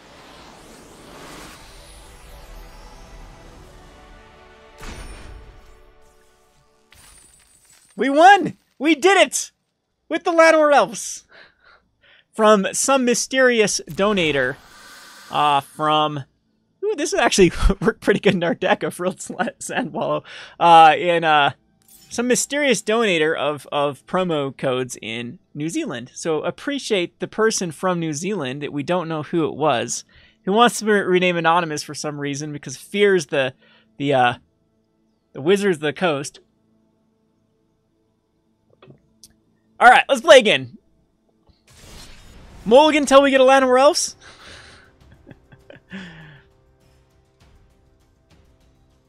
Well, like I said, Sir Shabadubi, the arena player in general, the players on arena tend to be not that great.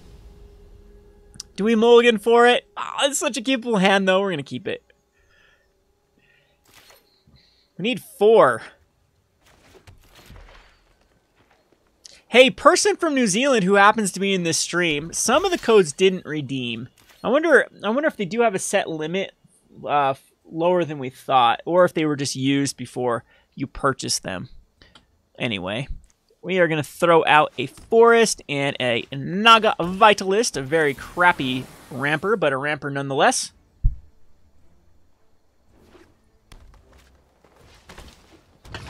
And we're playing against the Dora the Explorer deck. So, they do have the engine for Dora. Let's put out a Chef at Dunes, and I still think it's just going to be a Pride Sovereign here rather than a Jungle Pioneer. What's Kibler's name? It's not Zealotism, is it? No attackers. Why is Kibler streaming right now? I thought Kibler was done with Magic. They pay him enough to come back. Do you guys see Tim Pool's tweet today about Magic? Ouch! Ouch, Wizards! Ouch! No blockers. Hey, there we go.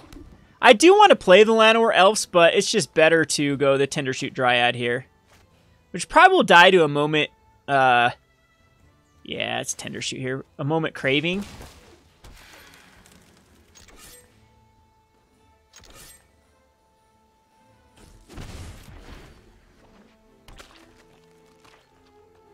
Yeah, someone linked Tim Pool's. Anyway, Tim Pool's tweet was just these quitting Magic because it became too politicized. So, of course, the Tendershoot Dryad bites the dust here. That was pretty... I knew it was either going to be Moment Craved or... Here, we can make our opponent trigger, though. Trigger, trigger, trigger, trigger. There's the Llanowar Elves. And I do want to keep the green up, the white up, so we can just... Hey, cancel... Hey, Z! Z is how you undo. Make sure it doesn't tap improperly. Unfortunately, we just have to end our turn here. I think we're going to get outdrawn. Growing Rights would be pretty good here. Off the top. That's kind of lackluster. So our opponent got pretty high up just with this pre-con deck too, so this must be a pretty decent Magic player. I haven't tried this deck out, the Dora the Explorer deck, but it does seem pretty well positioned in the meta.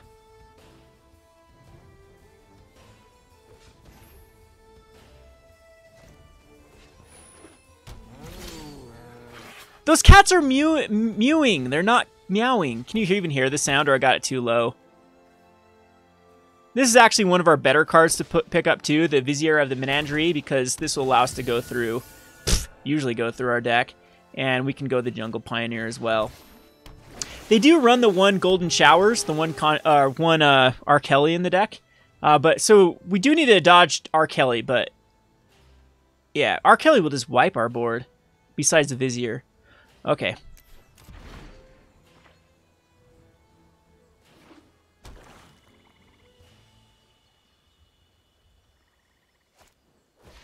Oh, we get R. Kelly'd!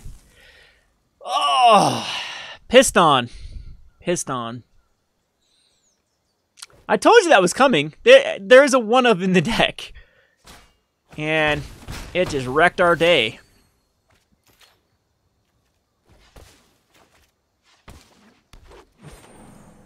And we have an Ixalan's Binding.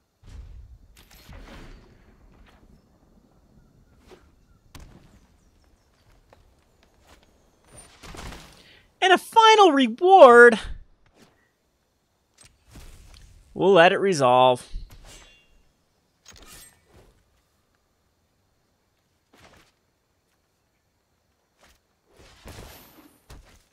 I think we have to save damage here, which is kind of terrible. I don't think I need to block quite yet.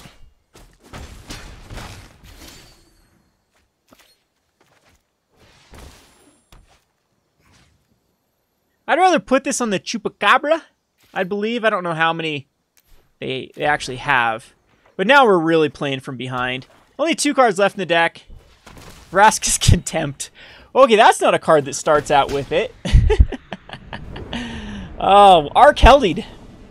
Man, how old is 15? I know I've said that joke a bunch today. I'll stop.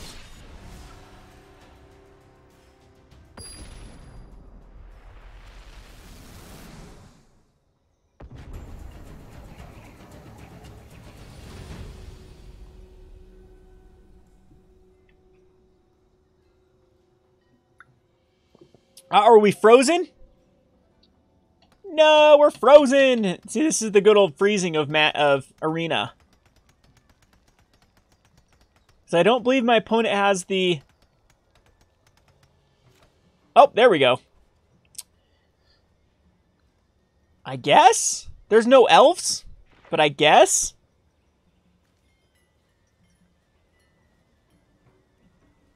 Magikarp. Is this an actual person? Who uses Magikarp?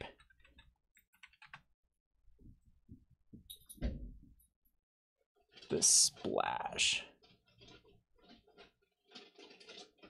MTG Cardsmith. Who the hell is that? Is this an actual person? I don't even know. I don't even know. Alright, so we're going to start off by losing some life for a Chef at Dunes. That's not McDonald's. Oh, it is a McDonald's. I was thinking that was the wrong franchise. Oh, Chloe sees chicken nuggets. You get them. You get those chicken nuggets, Chloe. Did you get chicken nuggets for her? Oh, you did. Oh, look. Zach got chicken nuggets for Chloe. I'm going to have a fat little border collie. Come up here and say hi to chat first. Come on. Get your butt up here. Okay, so we'll just attack in with the Legion. Zach doesn't have food. Come up. Come up. Come here and say hi to chat. Come on. Come on. Up. You want it? Okay.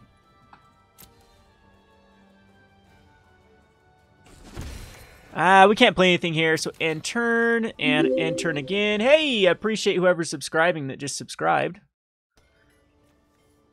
Mr. DBD Bato, appreciate the sub. Hey, get up here. You want some chicken nuggets? I'm gonna eat them. Come on, fatty. Come on up here. Say hi to chat. Come on. Up. No, I don't want high fives. Come up. Come on up. Say hello, Chloe. Oh, is it my turn? Whoops. What are you gonna do for it, Chloe? You're gonna fall and like crash my screen. Okay, there you go. Get out of here. This dog food was sponsored by McDonald's. A dog eating dog. All right, so no blocks. What are we? Whose turn is it? I just lost track of where I was in life, what I'm doing. All right, my turn. That's what I'm doing. My poor opponent. Okay, so we are going to put out a Growing Rights of Itlimic or a Thrashing Brontodon. Which is the better play?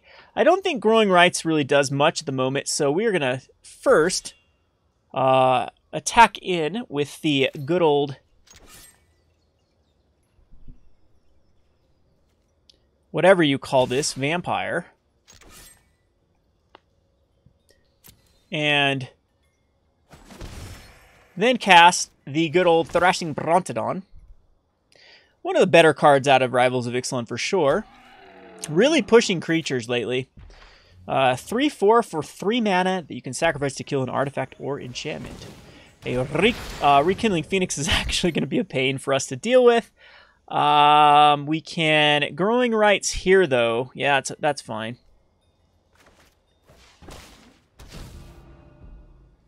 And barely hit.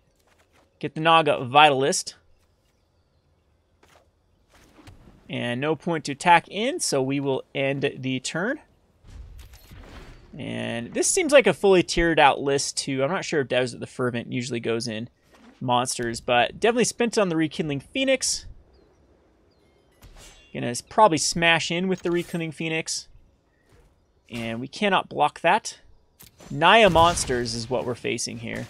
Which is a legit deck, I believe. And the Merfolk Branchwalker, which is going to find a Cast Out, sure. Cast Out isn't the greatest card versus our deck at the moment. Opponent leaves it on top. So, yeah, it's pretty terrible because our Thrashing Brontodon just kind of says no to that card. So, I think that Tendershoot Dryad's still the better play than a Crested Herd Caller. Because now my opponent's going to have to decide. Of course, the Cast Out's going to go on the Thrashing Brontodon, in my opinion. I mean, there could be a double Magma Spray that happens right now on Thrashing Brontodon, but that's still 2 cards for 1. If my opponent decides to Cast Out, we can always trade it for the Thrashing Brontodon. Yes, my Streamlabs should be set up correctly. We can test it. Why? Did someone actually try to... Yeah, it definitely is set up correctly. Why are you asking? Because we can test it here. I think. I'll look at it here in a second. We'll attack in with the Brontodon.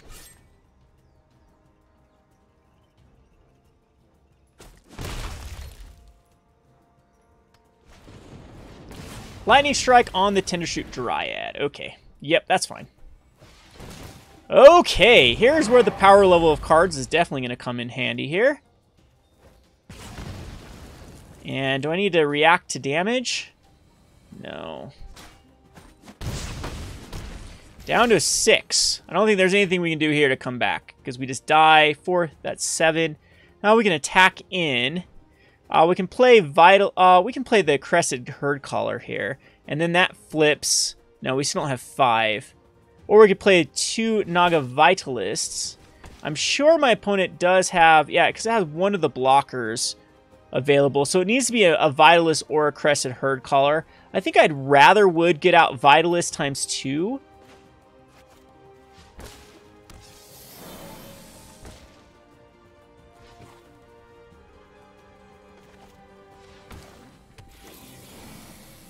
And no attackers here. But, so there's a cast out, probably like another Glorybringer. Ha! Who called it? Womp, womp, womp. This person has really put some time in an arena to have the Glorybringers and the Phoenixes. Now we're 1 and 2 with our Elf deck. 1 and 2.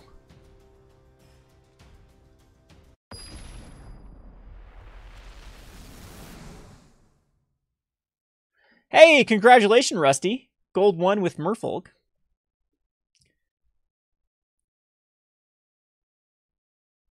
A bronze with Glorybringers, huh? We'll keep this. No elf. Not giving us our little elves on turn 1. You won't leave me alone. Oh, Zach's got to get some chicken nuggets for the dog, because the dog is being a monster. We can lead off with a Tranquil Expanse here. Bronze 2. Did you just start today? Just barely? What are you playing? I really suggest playing the Izzet.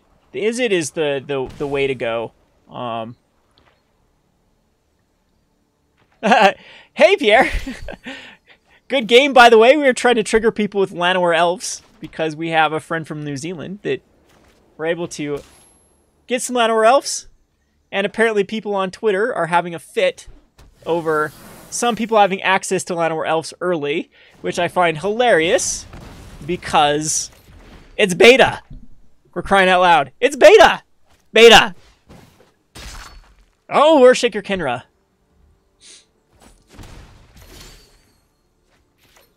Yeah, well, Pierre, it was smart to go monsters right off the bat. Definitely. I think that's a good choice. What's a better choice here? Just a Pioneer actually does better than a Thrashing Brontodon.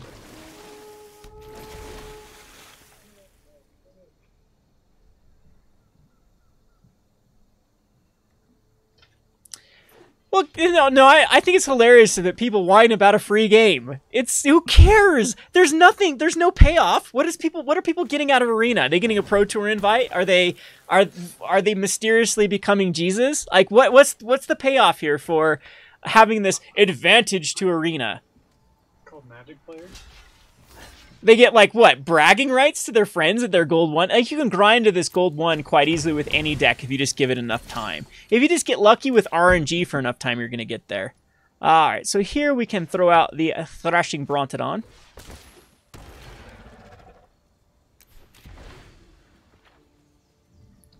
But people take this game way too seriously at times. And I know sometimes I'm probably guilty of that. But just... like, it's kind of the same whine that I have against a bunch of players at my store that will, like, refuse to play certain formats, refuse to play if it's competitive or not competitive. Just play mad. It's a game. It's only a game. Why you gotta be mad?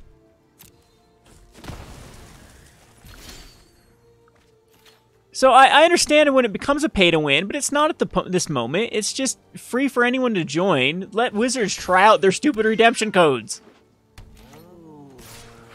All right, Mono Red, scoop. I got a Regal Caracal. Yeah, we still have a reset left. People are wrong about the reset. People thought that they were going to be able to keep the coins or the packs. You will not be able to keep anything once it goes to open beta, which I believe is coming out at the end of April. So it's going to be wiped here quite soon. I will trade a Life Linker for an on-crop Crasher because it's getting annoying at this point to take the damage. Oh, smart. Why didn't I see that one coming? All right, so here we're going to get flooded now with our 21 land deck.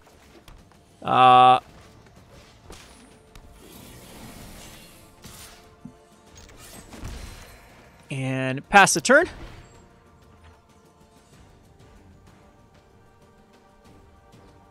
Okay, Casey, if you like to play Modern, play Modern. It's talk about the serious the format that everyone goes so serious about, which I think is hilarious that people should ever could be serious about a format that is literally solitaire, literally drawing your hate cards or not drawing your hate cards.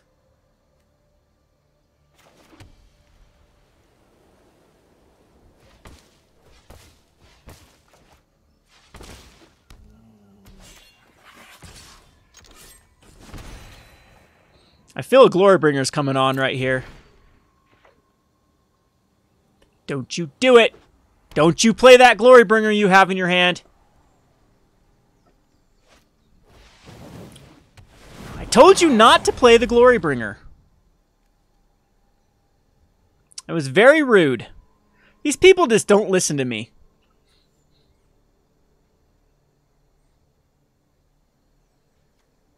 So we're going to have to draw a cast out off the top, or I think we're pretty much toast. So the opponent does have to exert here and kill the Pride Sovereign. Otherwise, it gets kind of out of control. What? Look at us go with our lands. So is it we still will attack in with the good old cat. And this is sorcery. This is just such a bad card. All right, we're going to cast Emrakul here in a few turns with our mana. Okay, so end the turn here. Don't worry, Glorybringer number 2 is coming out here. Or Hazoret. Hazoret can't do anything. Well, here comes the Magma Spray on this card. So that it can block. Yep. Thrashing Brontonon gets hit down. Woo, boy. Ooh, boy, those lands.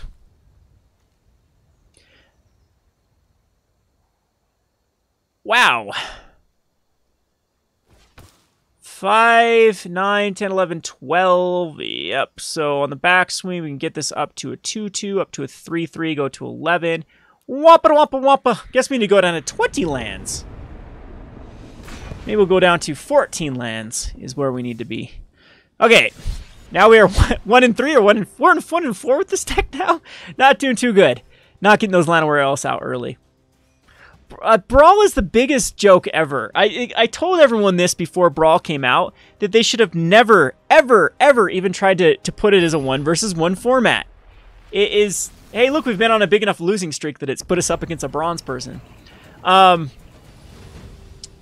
versus 1 commander is stupid. Let me repeat that. 1 versus 1 commander is stupid. French Commander, Leviathan, Wizards of the Coast, they've all tried to balance this format that is so tough to balance with this nonsense of 30 life garbage. Why do you need to have try to have this multiplayer feel to it when you bring it to 1 versus 1? It's the game is never balanced for an extra card or extra life. And so when they started doing these Brawl tournaments on MTGO, of course they got solved in one tournament. That's Eric Froelich actually did a tweet that was good. Tweeted out, or was it? I think it was Eric Froelich. Brawl, April 2018.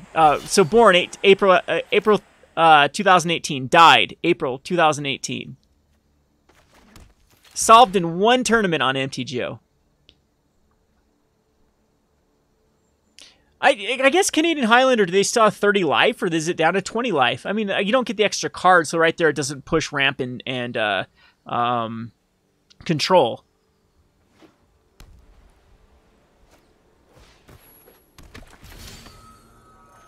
Okay, what can we do here? We can put out a Drover the Mighty, Naga Vitalist, are the same thing. Or we can Baffling End that Anointer, but I'd rather ramp. Okay, so 20 life is fine if it's 7 card starting hand, it's fine too. It's just that the problem when they always try to do, there's no point to having the 30 life. No point whatsoever. I don't get it. Why they're like, well, let's just do Commander, but we don't want 40 life. It's not Commander. Multiplayer had a padding of life total just so the opponent couldn't just kill opponent really quickly. They wanted to play it out a little more. So let's just go with the Pride Sovereign. No, I like Brawl. Brawl's incredibly fun as a multiplayer format. I like limitations. I like the fact that it's a commander that isn't... The problem with Commander is now... Remember when Commander became a big thing? It was what? Like... Why does my chair keep falling? I need to buy a new chair. When Commander became a popular... Or started becoming popular, it was what? Dark Ascension? that's when I really started first seeing commander decks. It was like Dark Ascension, Mirrodin, like Mirrodin B. What? No, Dark Ascension was after Mirrodin. Yeah, Dark Ascension was the first time I really saw people playing commander decks around the store. Or the store that I played at. And if you take the card pool that exists from Alpha to Dark Ascension to now today's day and age, from Dark Ascension to now, we've got like doubled cards since then. So Commander's becoming very, very degenerate. It's not the same format as it once was. There's so many options. And so I like having a format that has less options.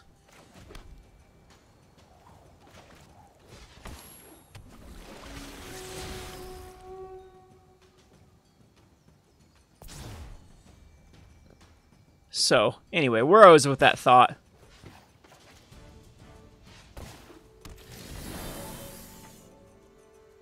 Yeah, well, it did blow up like Theros. I don't around the store that I played at. It was really Avacyn Dark Ascension is when there was commander groups. There was like those players that were commander, and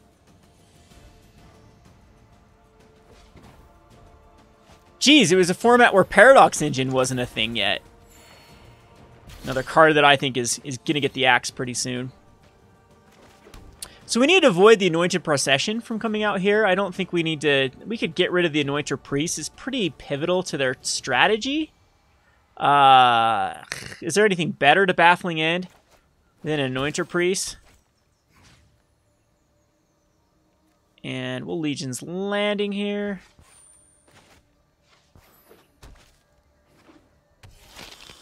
And I want to flip this Legion's Landing. Let's do it. We'll lose a creature to flip it. Because now mana is irrelevant.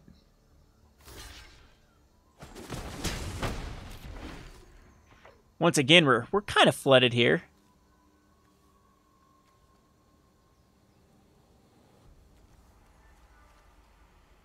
Yeah, I'm with everyone with Paradox Engine. Has anyone actually played like an EDH game where someone casts a Paradox Engine and doesn't win? Because it's like few and far between when I play it. Whenever we play a Paradox Engine, it's over.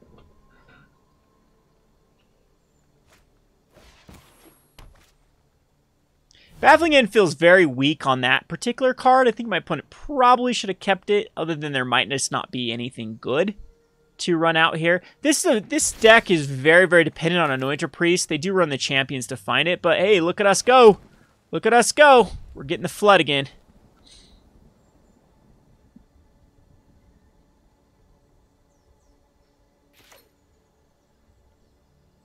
I'm gonna be rude and eat a chicken nugget. These things oh, these are McDonald's chicken nuggets. These are good. Not like Wendy's ones. We always get Wendy's one and feed them to the dogs.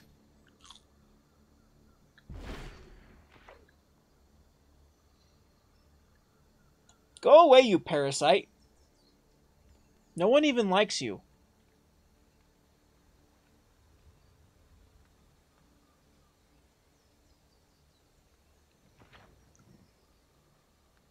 Just kidding. We like you. Sometimes. Whose turn is it? Is it my turn?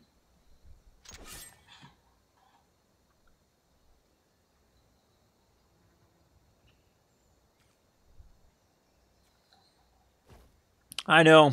Chloe, are you mad at me for calling you a parasite? She's the ultimate parasite, though. How come your ears are back? You're a crazy dog.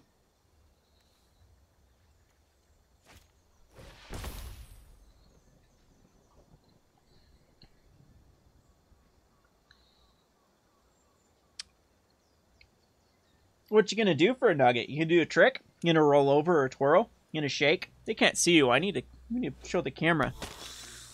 See what tricks you can do. Scout, you want a chicken nugget? Come here, Scout. There you go, bud.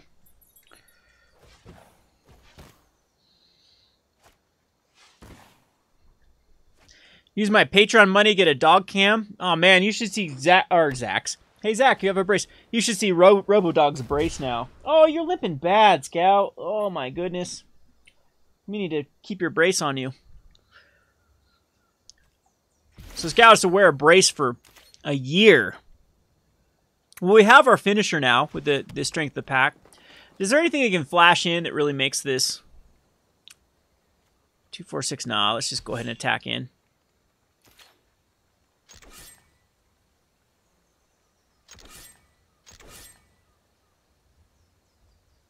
What does this do? I didn't even see what this was. Exile all cards from all graveyards. Sand Gravestone's kind of weird in this deck. I don't know why they're playing it. Maybe they're afraid of Scarab God just taking all their cards they throw in with Champion of Wits. It seems kind of non-bow, though.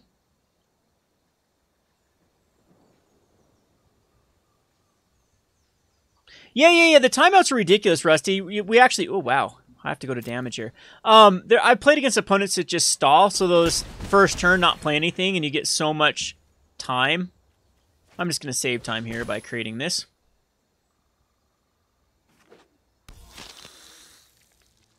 Well, yes, I definitely think that it's in here because they're losing the Scarab God. I mean, look at all the hate, though. There's Ixalan's Binding, which is a hate card for Scarab God. Rot-Row. That's going to be a tough card to beat. As soon as my opponent... Oh, but who draws Ixalan Binding? This guy. Ha!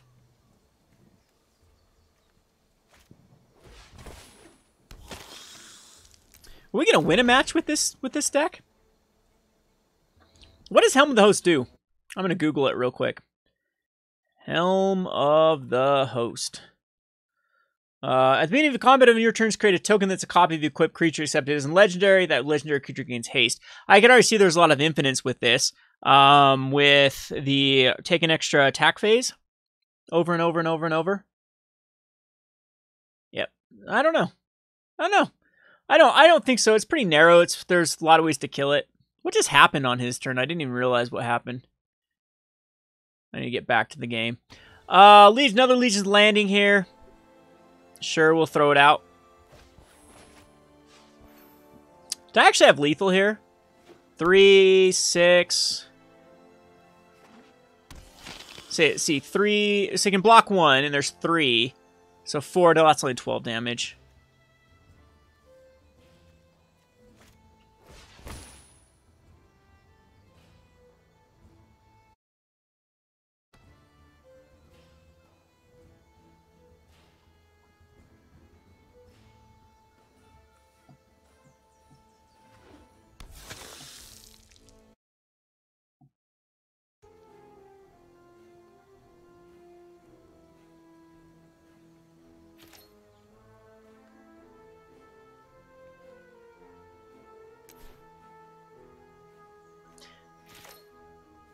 The thing is, my opponent does have quite a bit of cards to work with. Here, we do need to go for it as quickly as possible. Thing is, we almost have enough mana to cast both for a Chef at Dunes. And a Arch of Araska is going to allow my opponent to draw even more. And their deck can get out of hand. If I see Anointed Procession, I definitely need to go for it.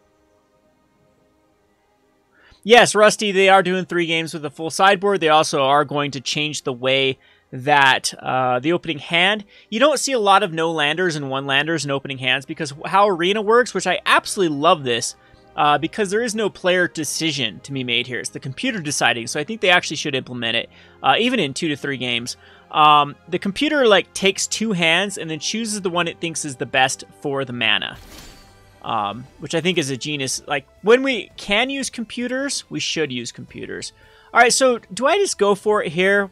My opponent has a cast out possibly in hand. They can then get back an Ixalan's Binding to block something with a Crescent Sunmare.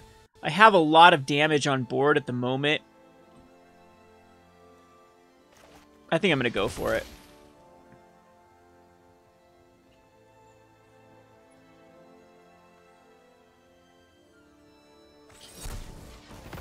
Well, it did get negated. You are very, very correct. We'll put out the Chandler Initiate. If I would have tapped my mana correctly, it would have done better. Do I just kill something and make this a 3/3? No, my opponent probably wants this in the graveyard to begin with. Yeah, I think we're going to get outdrawn here. I don't see really attacking in right at this moment just to get in 5 damage. Yeah, I think we lost this one because it's just going to... He has to come to a point that the 2 draws per turn is going to absolutely start outvaluing what we're doing.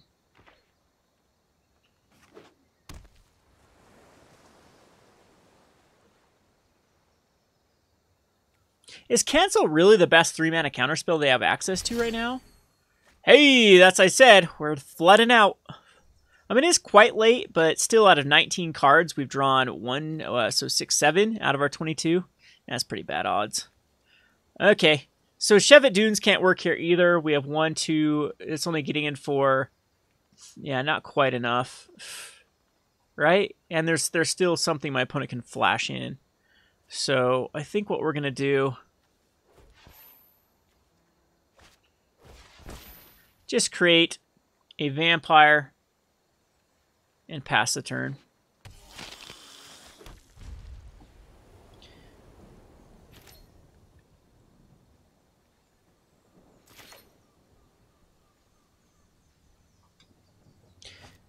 See you, Marcelo. Yep, saw that coming on the Ixalan's Binding. Now the Crest of Sunmare can get out of control with the game life. If my opponent just has like another Anointer Priest. So now we really need to speed things up. I just don't see us getting there at all. Yeah, there's no way. 5 cards in hand, has another draw. Probably has another cast out in hand.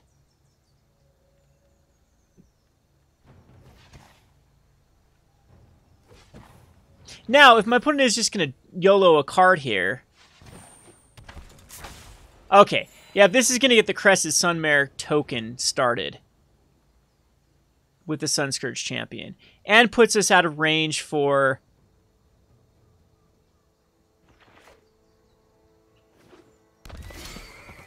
Hey, if there is any card that can get us back in, it's this one. We do actually... This should bait out a cast out. Or, of course, there's an Essence Scatter. Yeah, should have saw that one coming.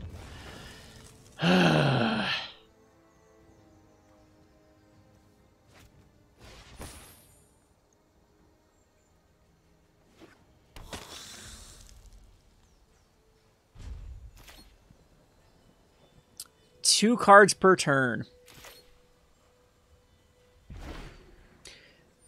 Good news is we have more lands than the guy that's drawing 2 cards per turn.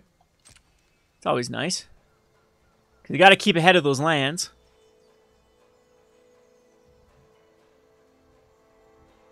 If we draw another Shevet Dunes, we can crack 2 of them in a turn. That could possibly get us out of it here. We have a Pride. We still have a Pride, right? That we can draw into? Yeah, we need that Visitor's Menagerie to stick, though.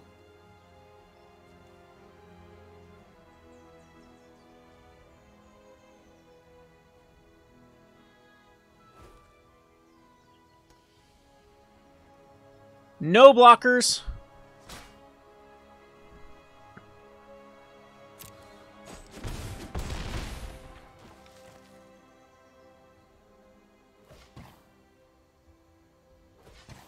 Another Sunscourger coming out, is my guess.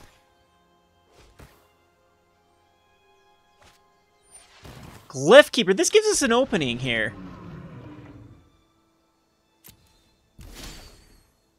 And that's the perfect opening. I think we go for it.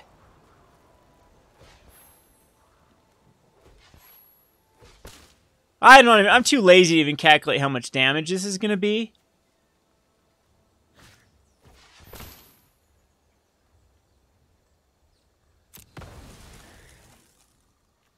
Now watch us be off because we didn't use the dunes. Jeez, I can't even see my damn lands.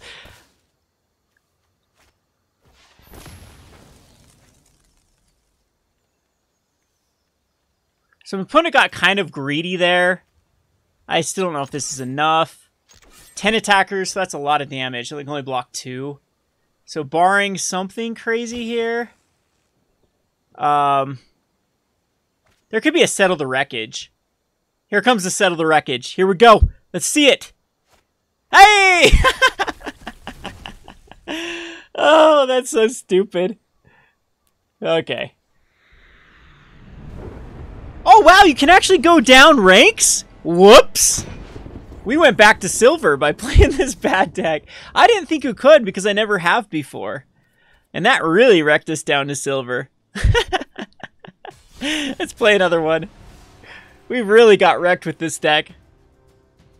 That's good to know. That you can be yeah, exactly. It's easy to grind back the gold.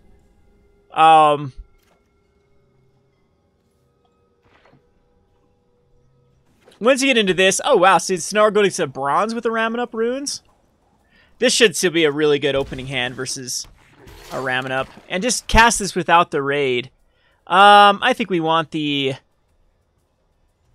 Yeah, I still think we'd rather take a life to get the Legion's landing out.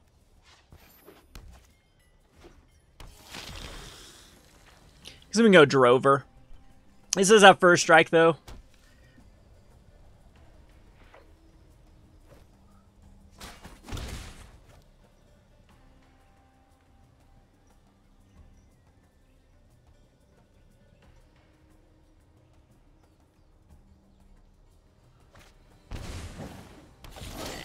Okay, so we'll put the Drover out and then swing in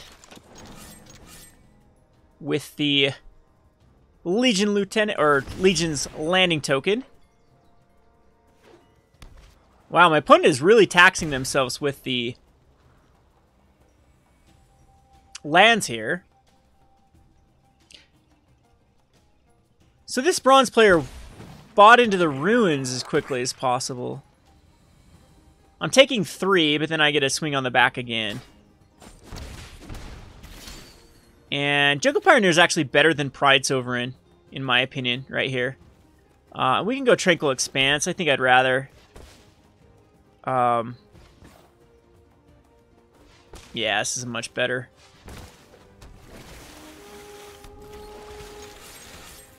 And we are 15 to 16. Gets reversed here.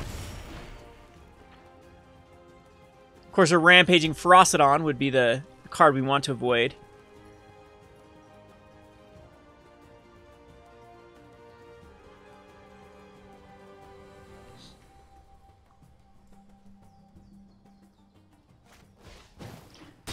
Yep, don't care about that. It can't hit my... Alright, so we can just block the Earthshaker Kenra. Go down to an 11. Legion's Landing will flip here. I kind of want to get the Anointed Procession out by... That seems greedy, though. I don't think we need it quite yet. We go Pride Sovereign. We can Ixalan's Binding off something. We can just keep back blockers. We're going to flip this thing.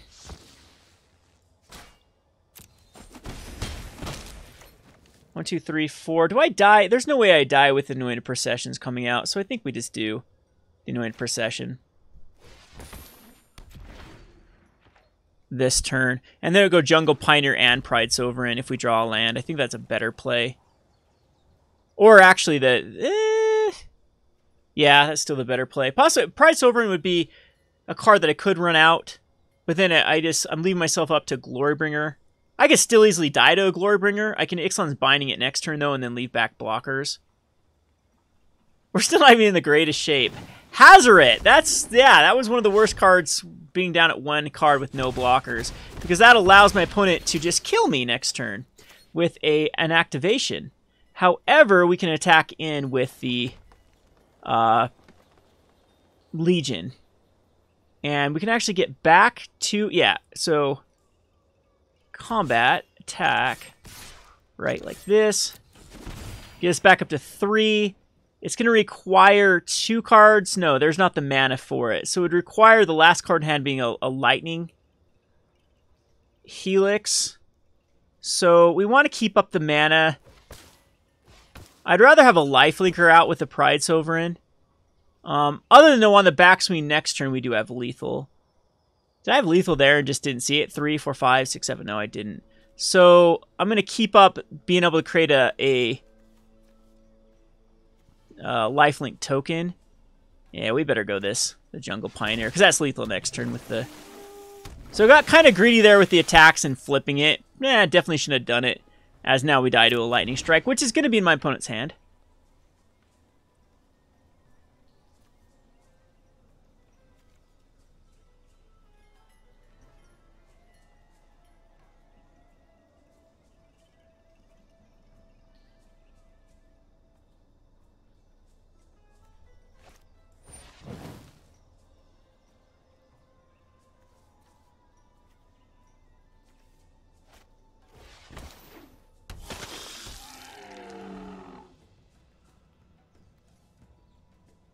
So the Ferocidon is okay. This is going to make my opponent's attack very weird. Since I can easily just go down to a 1 and kill on the backswing. What's the last card in hand, though? And that took a damage. Oh, my opponent just passed with the damage, too. So I think my opponent just messed it up. Raking Runner's going to take a damage. Okay, so here I can just attack in and win, I believe. 1, 2, 3, 4, 5, 6 blockers. 1, 2, 3, 4, 5, 6, 7, 8. Maybe not. So we can Binding off the Hazoret or the Rampaging Ferocidon. So we have 8 that's going 1, 2, 3, 4, 5, 6. 1, 2, 3, 4, 5, 6, 7, 8. So we can only get through with 4 damage.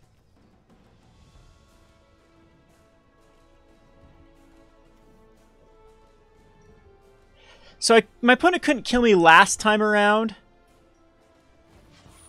So I think what we're going to do is just Ixalan Binding on... We don't have enough to make the Vanguard, do we? So the Binding's fine. I might need to gain some life here.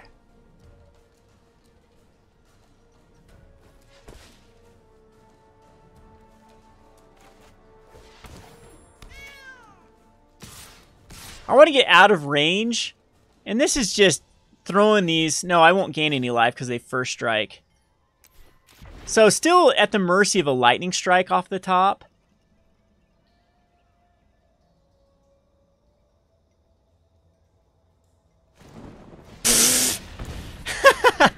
Of course there's a lightning strike off the top. I'm calling them all today. We should go take the craps. Play some... Wait, to be honest though, this deck is actually underperforming with the amount we're getting flooded and the amount that people are drawing their outs. That's a 4 of in a deck. And I think next turn we get to attack in for lethal, I believe. My opponent is 7 if there's any other relevant card. But still, hey, we get the Llanowar Elves. That's what we've been playing for. But this is hilarious with that lightning strike off the top, or the cast outs, or the things we've been calling. So, all right. So let's go with the Llanowar Elves first turn. Doesn't do a lot to ramp us here because we're not really ramping anything on turn 2. There is one of our finishers. Unfortunately, the Anointed Procession is really not doing much this turn either, or this game.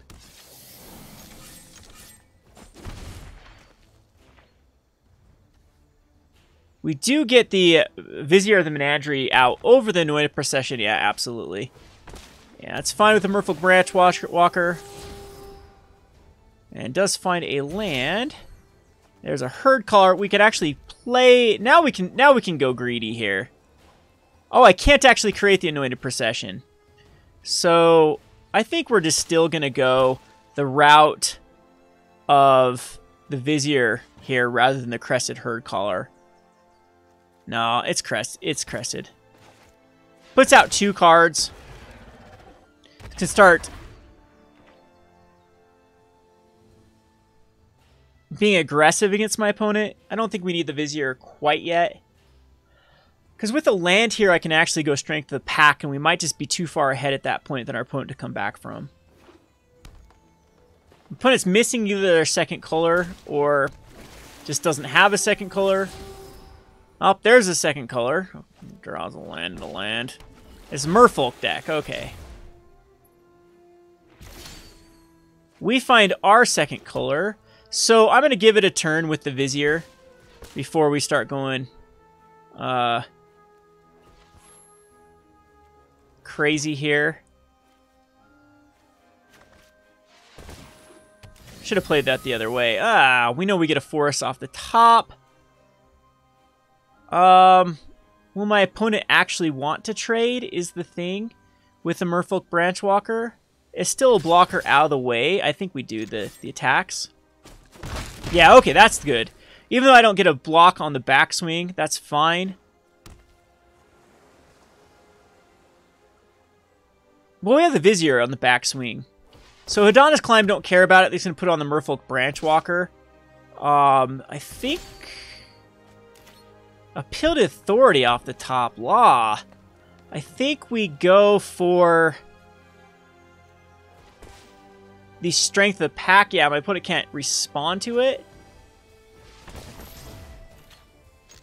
And just swing in. Hey! Victory is ours! And we barely go up from that. We got massively killed off our loss streak here. Woo! We won a game. And that's a crappy card for this particular deck. Yeah, 5 cards. Really, the top 5 cards, we may put a creature and or enchantment card. So if we were running more enchantments. No, you do not get to pick any avatar. It's going to give you the same avatar versus who you're playing against. But, yeah.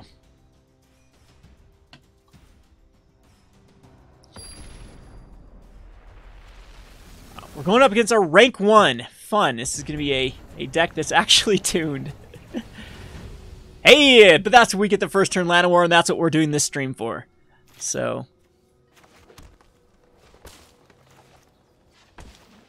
Second turn Pride Sovereign. Don't you dare Magma Spray my Land of War Elves. Don't you do it. Don't you do it. Oh, you jerk face.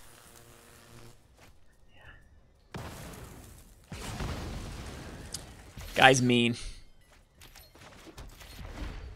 And now we're stuck on lands. See, this is exactly... Are you seeing now why I chose Oketra's Monument? This is what, the third? Ram It Up Red deck we've played?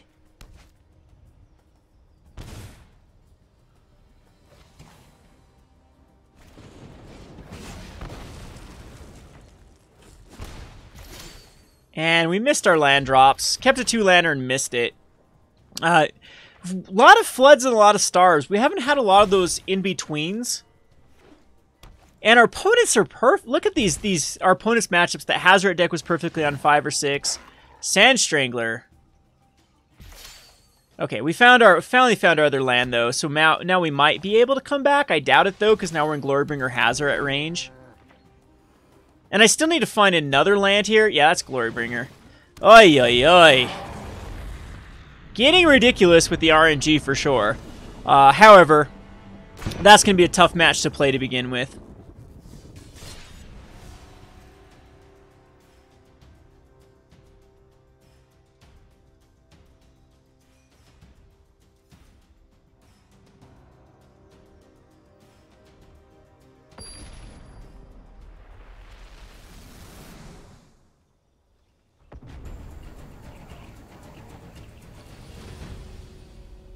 No first turn elf, but we do have 3 lands that can cast a Pride Sovereign.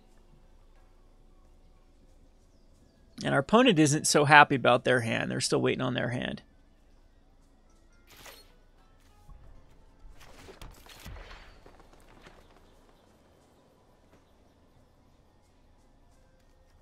Don't know how I feel about this card.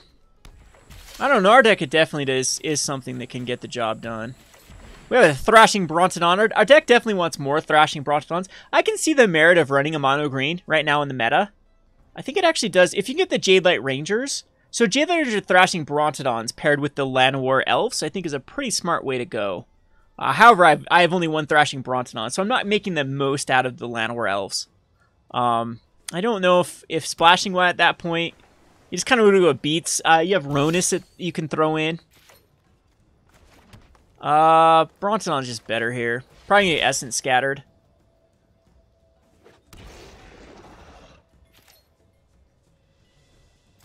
Unsummoned. Opt. Okay.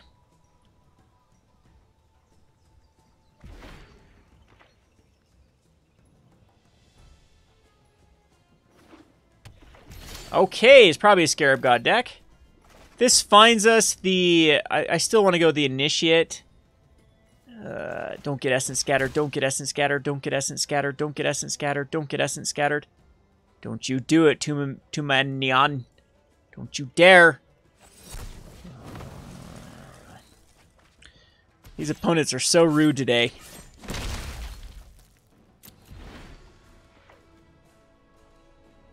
So would have rather opted than Essence Scattering a Thrashing Brontodon. What's up with that? Unless our opponent drew the Essence Scatter off the opt.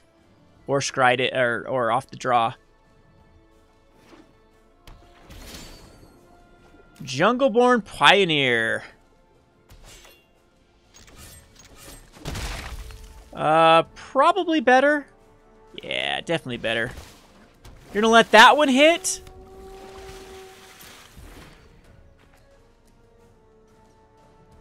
This card just seems generally really well positioned in the meta at the moment. Still missed our other... Yeah, we're gonna main this.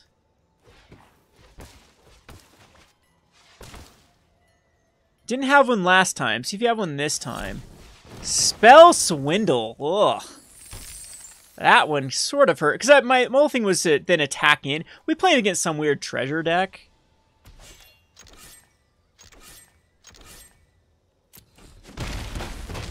I still don't think going Appeal at that. Because if we had hit that, Appeal definitely would have been the play on that turn. So my opponent can definitely cast everything in the world.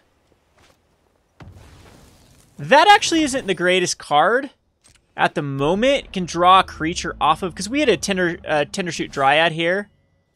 Or mana for a Tendershoot Dryad. We're in great shape.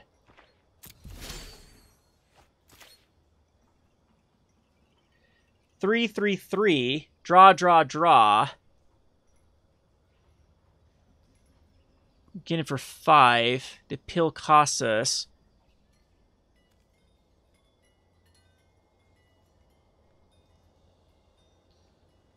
We can get the appeal high enough for the Nezahal Primal Tide, but then it just blocks and then...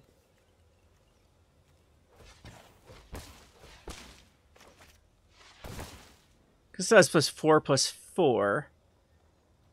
Draws a card, though. I think we use an appeal. Gives an opponent a card.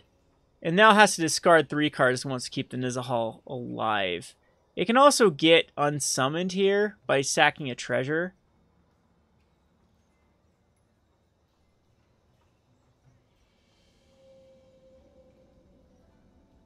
In fact, my opponent should probably unsummon something else. Just to negate. Had to use both treasures there. So I'm okay with that, I guess.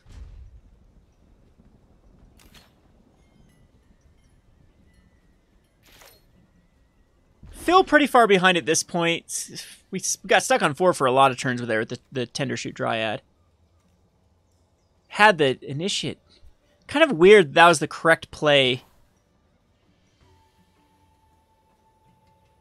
Oh, please do it. Oh, please Field ruin my Oasis. Well, an Hour of Devastation is definitely the right route to go. Wrecked. Riggedy, riggedy, wrecked. Still in okay shape if Tendershoot Dryad hits.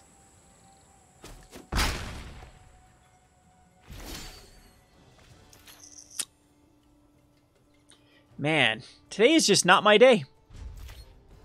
So Flood, Flood, Starve, Starve, Flood, Flood, Starve, Flood, Starve has been the TLDR of today's stream.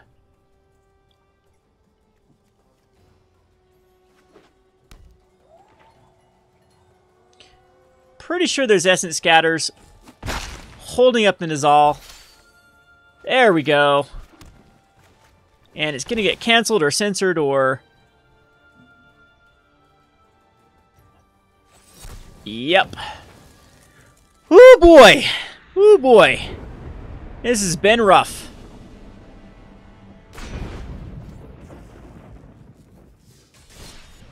Orlando Wells are not getting the job done. It's not working. Our cheat card is not working.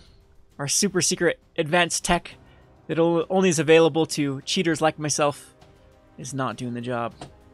This unfair advantage.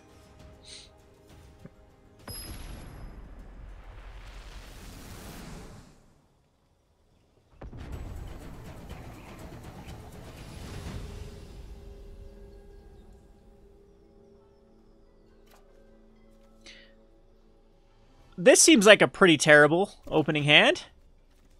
And this is at least a little bit better. Pioneer we do want to keep on top with the Pride of Conquerors. Yep, the Llanowar Elves has cursed me.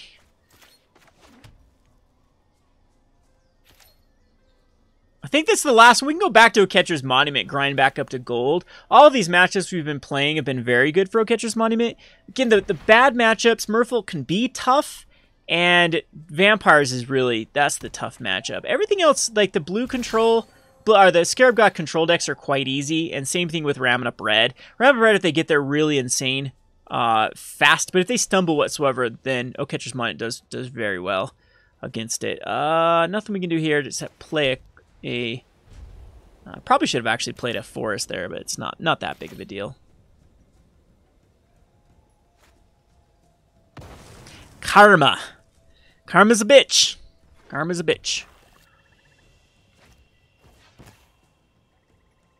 It's another reason why you'll see a lot of ramming up decks too, because it's fast. And so the game that actually rewards you for playing fast matchups, you get a card every win. Or you win fast or lose fast with ramming up. Oh, it's asking me if I want to use my Pride Conquerors with nothing. Okay, I see. We'd rather have the Thrashing Brontodon countered than the Jungle Pioneer. Are we going to get stuck with 4 again with a Vizier?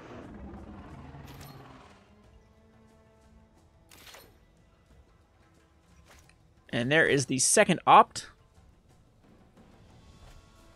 Wonder if I can make a decent blue control deck. No, I just don't have enough Moment of Cravings right now to even deal with the Ramming Up Red with like a Scarab God.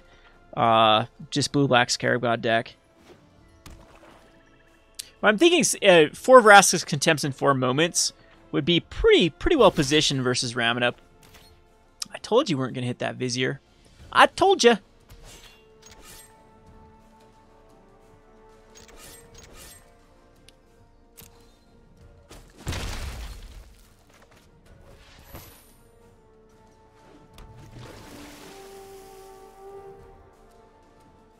I do like the idea of this deck, though. The appeal this mono green deck does.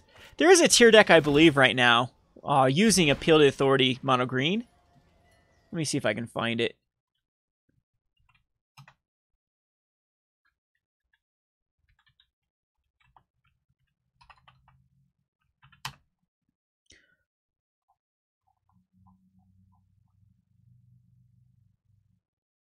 Yeah, a green-white aggro deck uses Merfolk Branchwalkers, Sword of the Conduit, Jadelight Ranger, Deathgorger, Scavenger. This deck absolutely does want Llanowar Elves because it has SRAM's expertise and Servo Exhibition, which can be definitely replaced. All right, so we have a Cryptic Serpent. So we can definitely go Vizier here if we care. I'm not too... We can just actually get rid of the... Serpent here as well. That could be... It's one of the win cons for sure. And then get in there for 5 other than... Or, yeah, then we just don't have anything going on after the fact. We don't have lethal because we don't have 1, 2, 3, 4. This would make 5, 6, 7, 8. So we could go for that play next turn by just putting out a Jungle Pioneer. And Jungle Pioneer can actually get in for some damage this turn too. Because we have the Pride of Conquerors, so I'd rather go this route. Because now we can appeal on the Thrashing Brontodon, or even on the Merfolk token here. I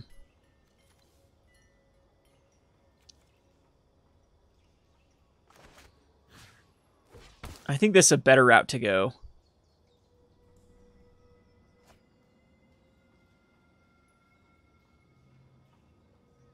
Not a bad card. Yeah, this deck is actually looking pretty sweet.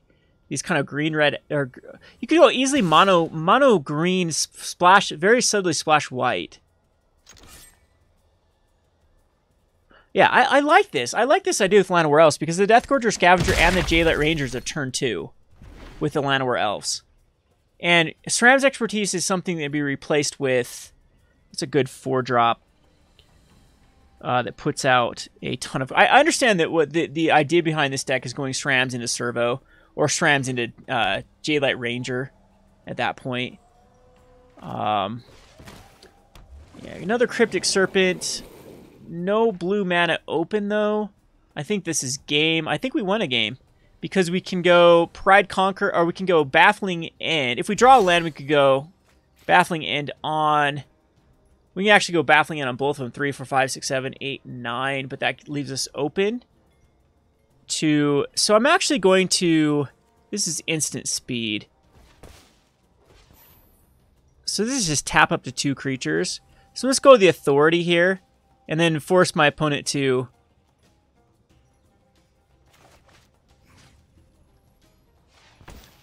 use a Moment of Craving. And then in response, we use the... Oh, we're 1 off from getting... Yeah.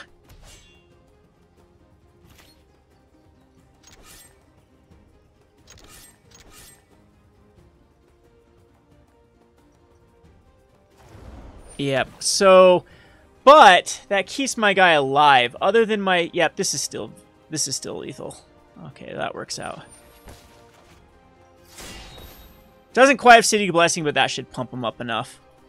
Because it gains 2 life, but loses. Hey, we actually won a game of Magic the Lathering. I actually like this deck. I wonder if there's a way we can make... Yeah, Sapling Migration can come out instead. This deck runs a full playset of Appeal to Authority. So you'd have to find a replacement for Shram's Expertise or Servo Exhibition. Servo Exhibition can easily be the Sapling Migration. Yeah.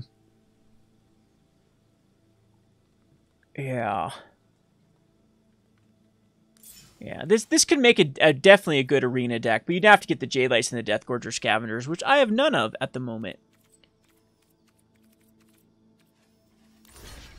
Well, enough triggering. I'm going to play a few more games of Monument. We're going to try to get back up to... I wonder if I've got any... I haven't even been looking at the things that I've opened.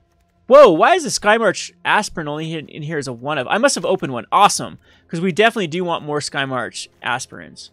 There's always... You want to check your collection every now and again.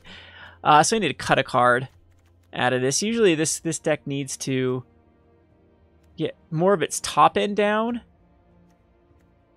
Or the Sky, because we're actually going way more low end. Probably a Bishop, a Bishop Soldier. That's kind of a bad card in the meta right now, getting -2, -2, or Magma Sprayed. Doesn't do a lot. Can I run 6 Legion Conquistadors? Let me do it. Let me do it. Come on, they're different versions. Come on, Arena.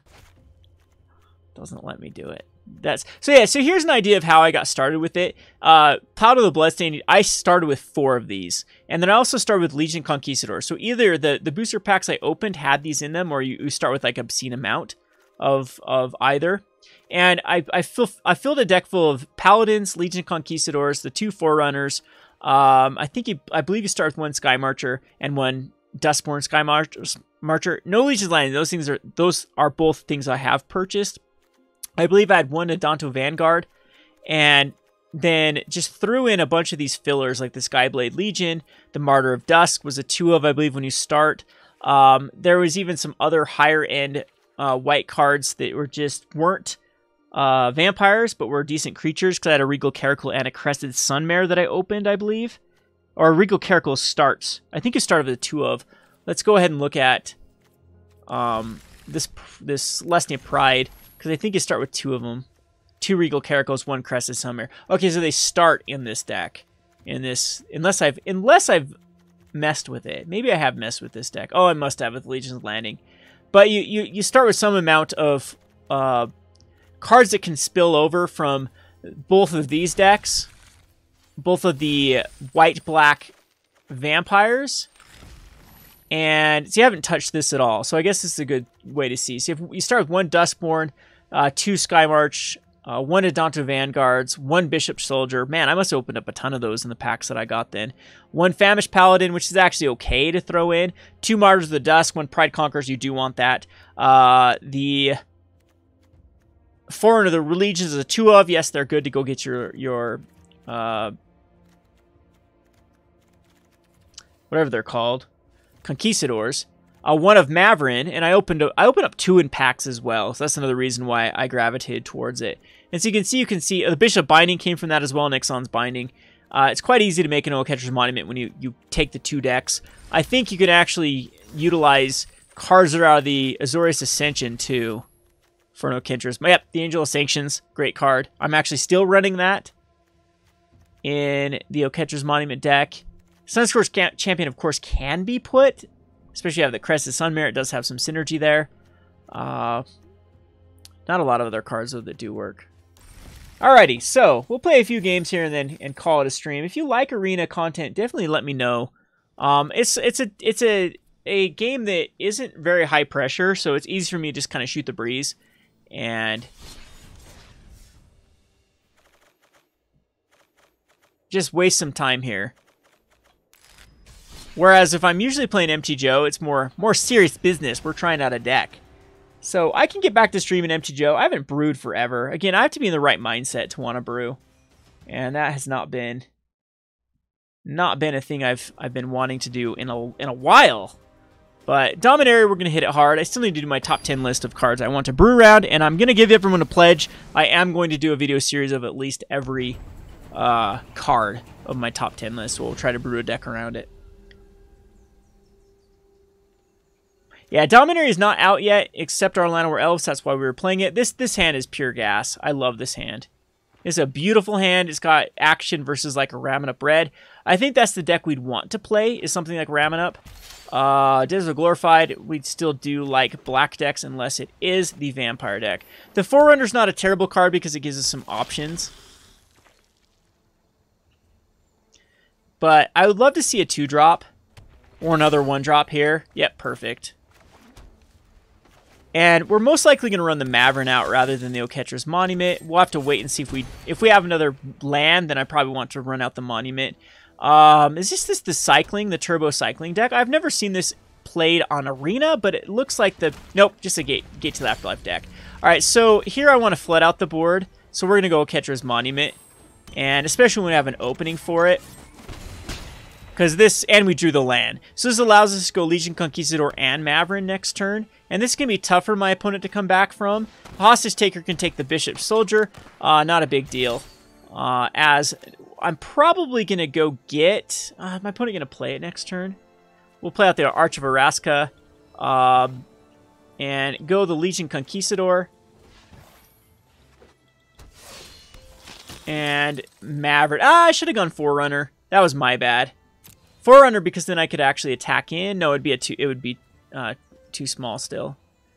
So I still will go the Forerunner here, and then we're going to go get the Bishop.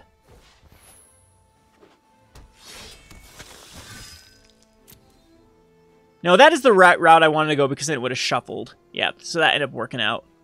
And where the hell is the Bishop of Binding? And no attackers.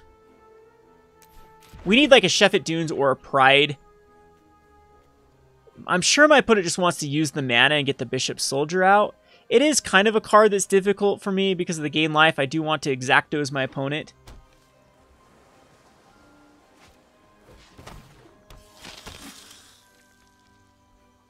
Yeah, I thought that's the route my opponent goes. And then something like a Champion of Wits, I bet, is the other card. Okay, another Gate of the Afterlife, that's fine. The Bishop of Binding is going to take the Hostage Taker or the Bishop Soldier. We want the Bishop Soldier because I'd go back to the last owner's control, though, if my opponent killed it. But it still makes the most sense.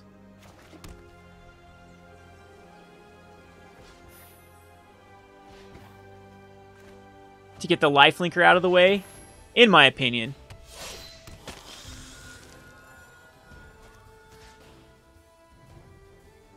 What the hell just happened there? Oh my god, I clicked on Z, Z, Z, Z. No, undo, undo, undo. I clicked on the wrong trigger to give a vampire because it doesn't care what vampire. Dumb. I think that's what I did last time as well.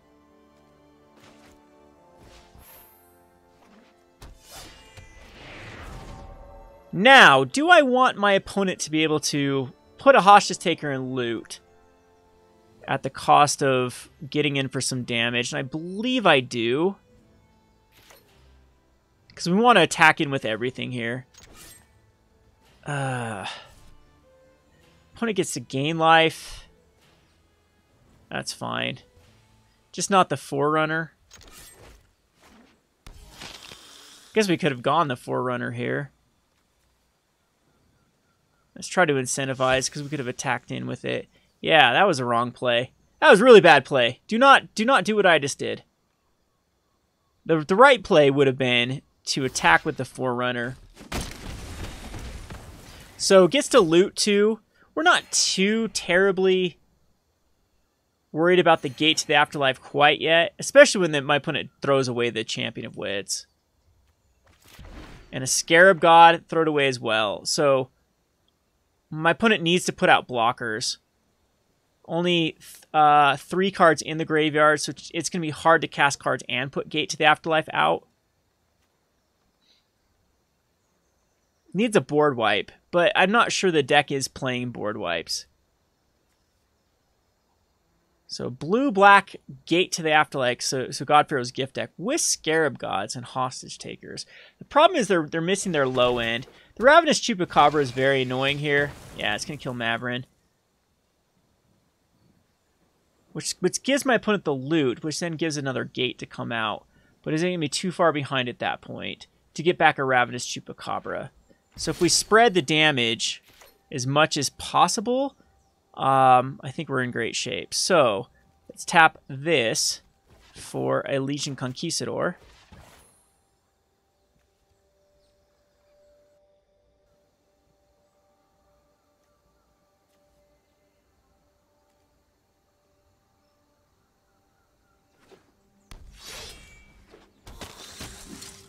And we are just going to put it on a 1/1.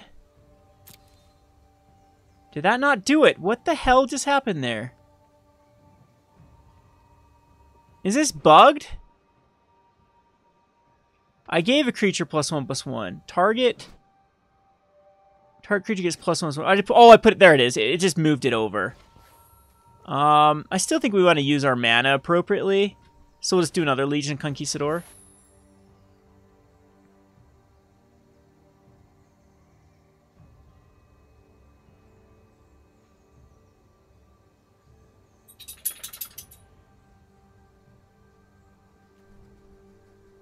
So I believe if we spread this out, we're in great shape. So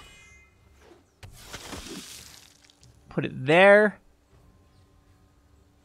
Decline action.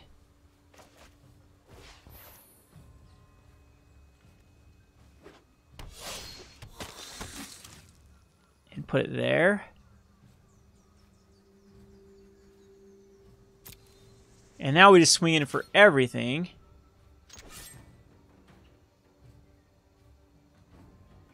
Took away the Maverin, though. We have to put it on the Bishop, though, here. Blocks the Bishop, takes 2, 4, 6, 8, 10, 11, 12, 13, 14, 15, exactly, right? So, like, it's hard to even count. So, we have 1, 2, 3, 4, 5. Oh, nope, down to a 13. It'd be tough, though, to... Down to a 1. Goes up to a 3 with the gate triggers.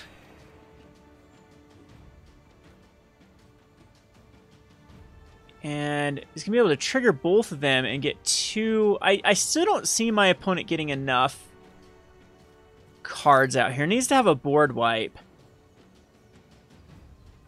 Because the gates hit, but they get back a whopping Hostage Taker and a Ravenous Chupacabra.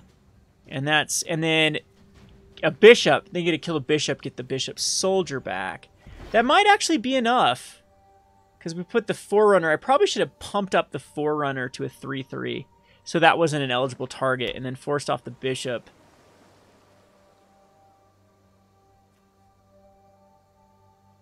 So gate, and 2 mana. So it gets a God-Pharaoh's Gift.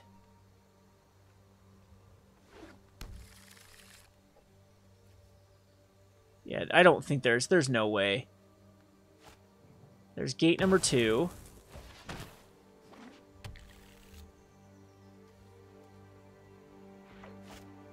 Has to get Ravenous Chupacabra. Hostage Taker, that's fine. I can actually cast something off of it as well.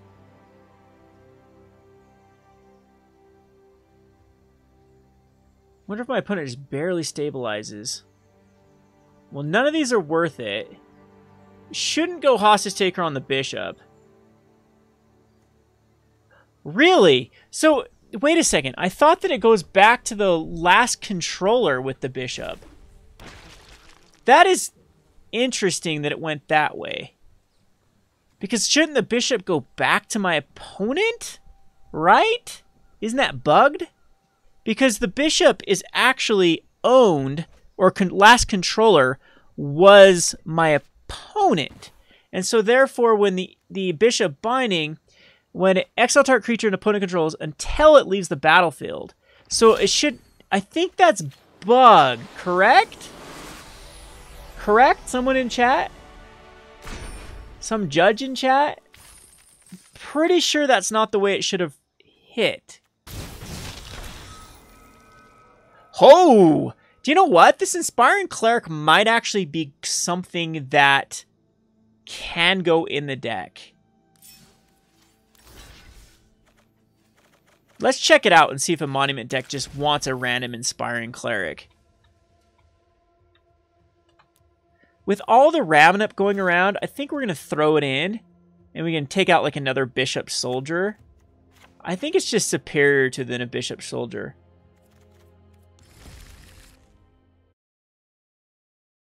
So, no one in chat? No one a judge in chat that can...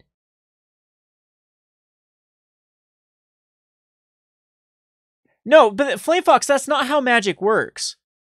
That's not how Magic works, though. You're both... That is not how Magic works. Magic tries to read the last controller of a fixed item. And so, a lot of times that's how... It makes it very, very awkward with Hostage Taker.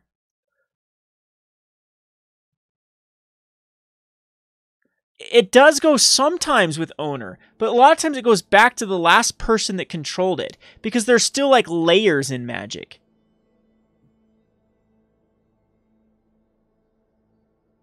Because my opponent controlled the Bishop last, and then I binded it with Ixalan's Binding, or with Bishop of Binding. And then when they remove the Bishop Binding, the layer should still exist to where it goes back to who controlled it last, I thought.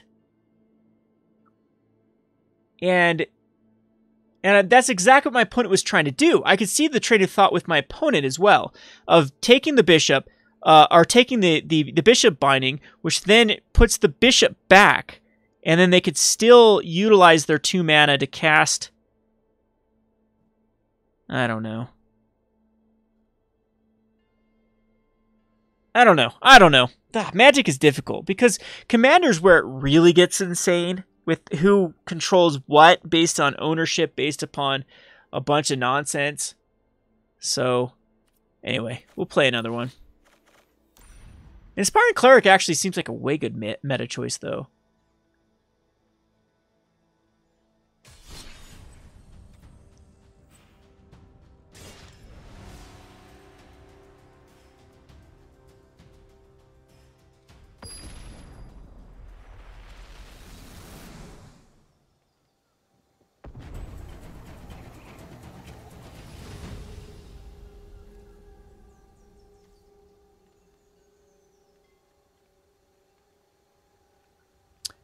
Let's keep a hand.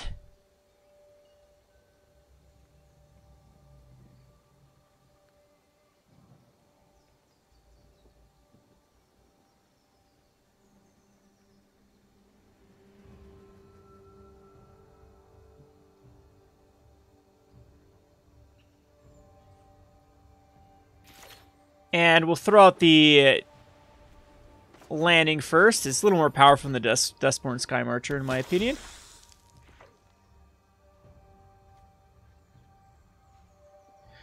Well, it's good to know with Hostage Taker. There's some really... I know in Commanders where it really gets awkward with who controls what, who... Like, owning doesn't necessarily matter. It's the last controller of it, but maybe that's not something that completely got exiled. Anyway, we'll go with Danto's Vanguard here. We do need to draw land here.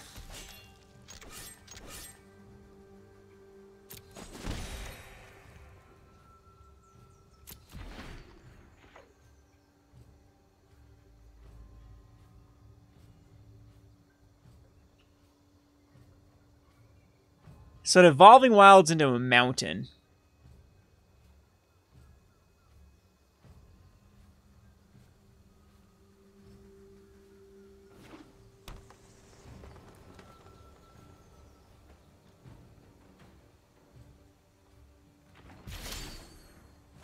That was the perfect card to draw. We do have to worry about Abrades.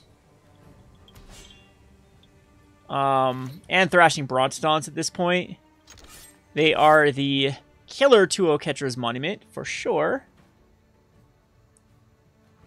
So, there could be some reasoning to put Mavrin out first.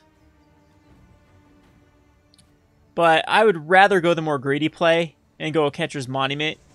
And then leave myself up to...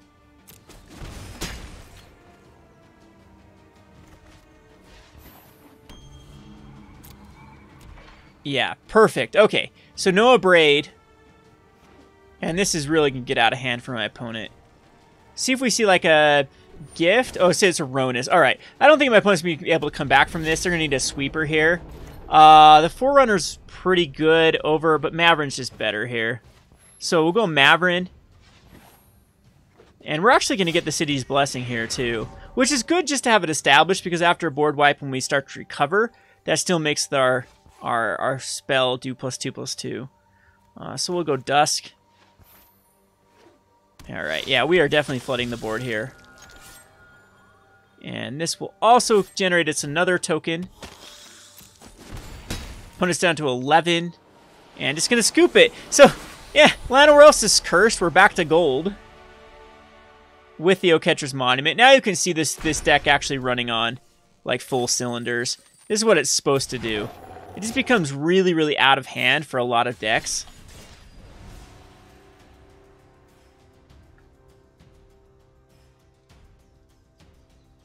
Gems, though, Rusty, gems you can't even get right now.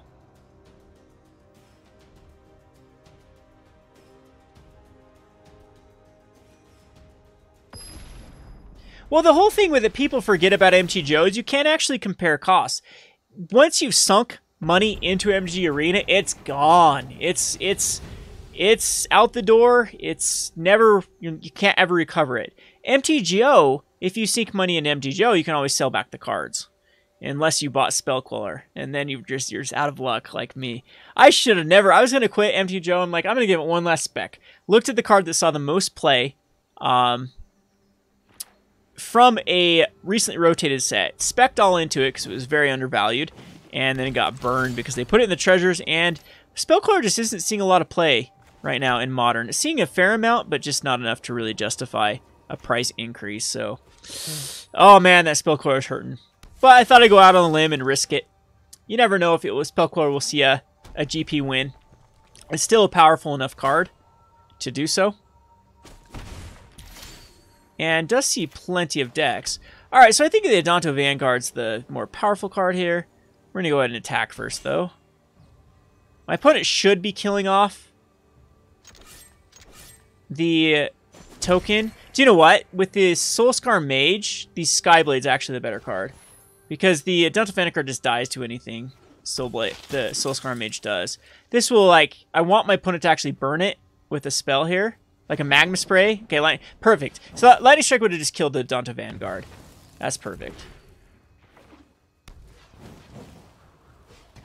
You can't purchase, though, right? Or is it just open to some people? Alright, that's not the worst card to be facing with right now. I don't want to go Oketra's Monument other than that does make the Angel of Sanction cost less. Unfortunately, the Rampaging Ferocidons are going to be an issue. It's crazy they didn't ban either one of these cards. You can actually play banned cards in Arena at the moment. Because the one thing about Mono Red, it didn't use a hell of a lot of cards from Kaladesh. And they were all optional, like the Beaumont Courier can easily be replaced, especially now with the Fanatical Firebrand. Yeah. So, yeah, okay, we had to hit a land here. We did, which is great. Other than I'm feeling a Glorybringer coming on here with the last card in hand, because Mono Red decks never draw inefficient cards. They always hit their 5th land to hit their Glorybringer, because it's programmed right into the software that if you have 4 lands and a Glorybringer in hand, you will hit it. And same thing with Hazoret, you'll always hit like something can easily be discarded or used, so you can attack with your Hazoret. Because heaven forbid red decks ever stumble. Alright, so we'll get rid of the Rampaging Ferocidon. And pass the turn.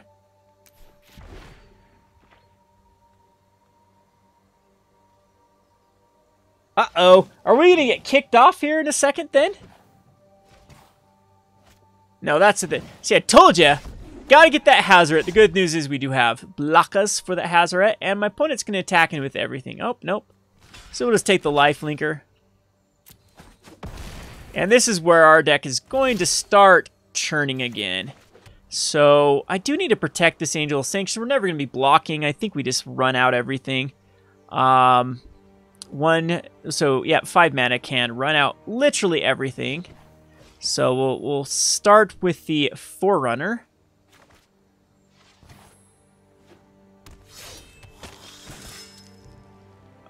Definitely take action here. We're going to find the Bishop, because the Bishop's going to be quite strong. No, we want the Conquistador. Yep, absolutely want the Conquistador. Then we can run out the Maverin. And I can get the Maverin up big enough for the Warrior token. It's got Vigilance. So I think we're going to do that. Now we can attack in with the Vigilance.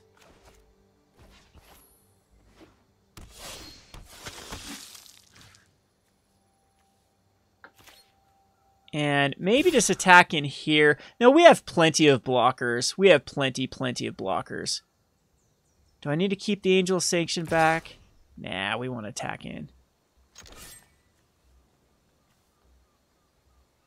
Because this allows for a backswing with the Oketra's Monument, or the Shephet Dunes. Not a lot my opponent can do except a Glorybringer.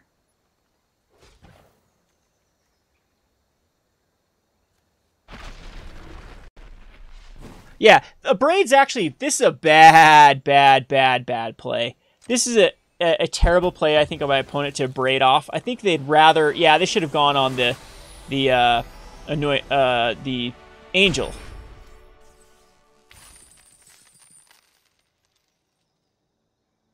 Still, oh, so we're doing drafts are coming up?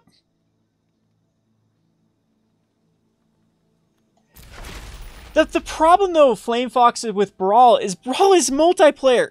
Get it out of your heads right now. Get it out of your heads if you think Brawl is a 1 versus 1 format. They should have never... It just doesn't translate that way. Magic is not balanced in the color scheme of things, the color pie, for having an additional card in your hand and 10 life. It really makes white and red unplayable.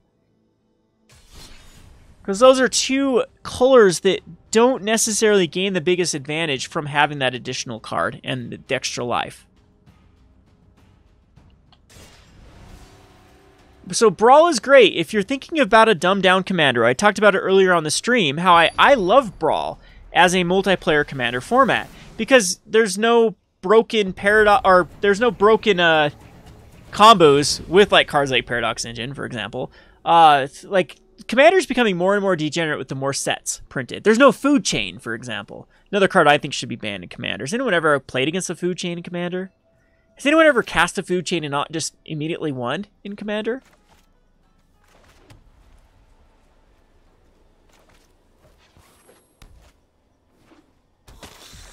So Brawl is like a dumbed down version. In all honesty, I don't think Brawl should be 60 cards. I really think that Brawl should be more like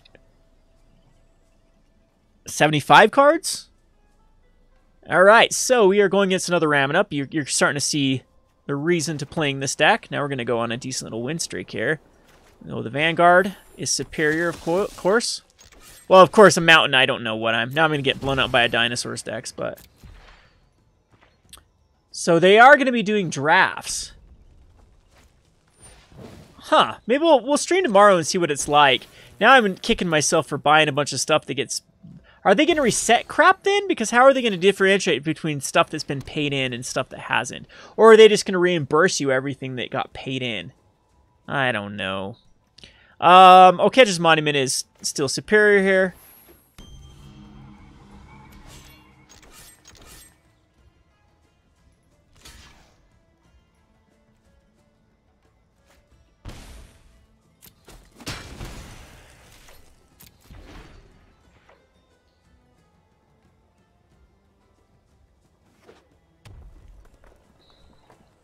Good God, I do not want to pay into this damn platform, though.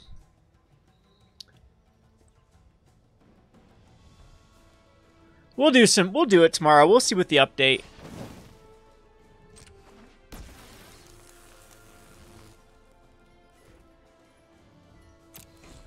So my opponent thinks that they can race me, which is always a bad idea versus... I mean, there's no really way for Ramming Up to go around it, though. Yeah, this is over. Does it look like the most tuned deck to still have to be playing Nest Robbers?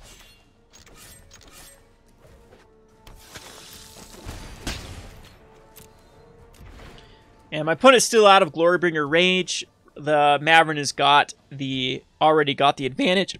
There's no current sweeper that red is running.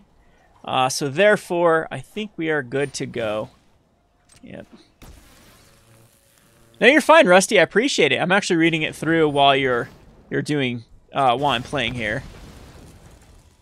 So we'll play tomorrow. So keep the date posted. I don't know. Maybe we'll find this arena grinding is kind of fun. I'm gonna leave back blockers.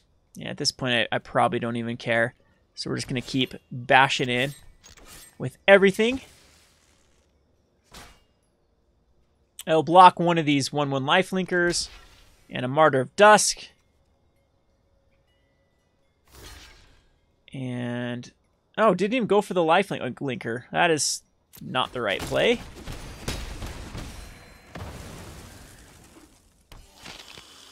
And we will go... What's the most efficient use of mana?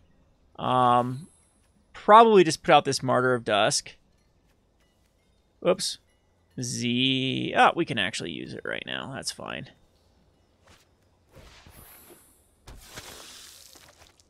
And we keep the Inspiring Cleric back. It's not that big of a deal. I'm just trying to use mana more efficiently than casting an Inspiring Cleric and a Martyr of Dusk, but I think we have...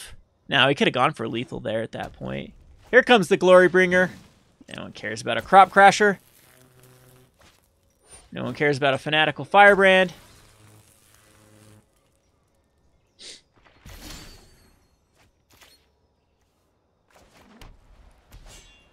We'll just mess around with our opponent.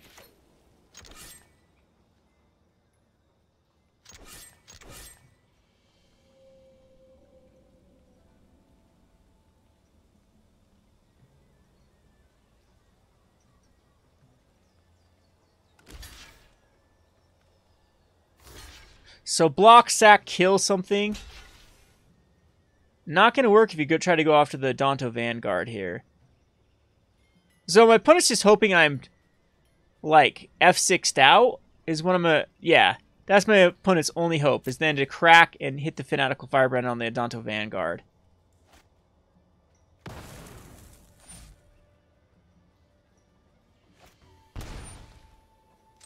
I ain't no noob, though. Oh, I'm one off. Ha! I'm a noob. I thought I had Exactos.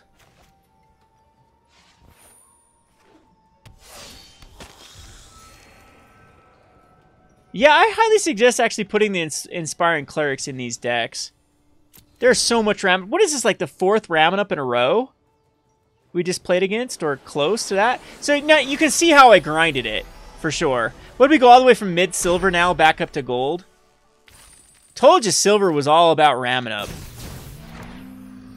That's a cool card, actually. I always wanted to build the Path to Metal. I think Path to Metal is actually decently positioned as well in this, especially when Dominaria comes out when you get the dual lands for it.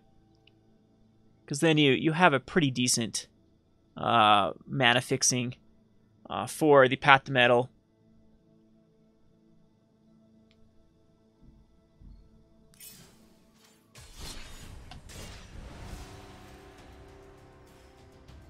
They're taking away the earning of 25 cards per day, too, huh?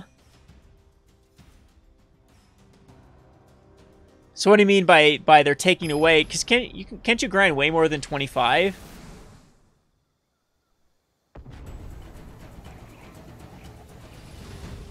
The thing they need to do is put better dailies. Get a creative, someone that's actually creative, to force people to play decks and make the dailies actually pay off pretty good. This is a boss hand.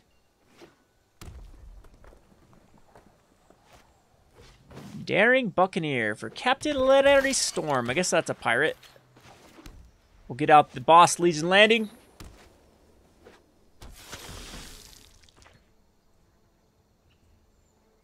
So yeah, like I said, what is this? The 5th ramen up in a row?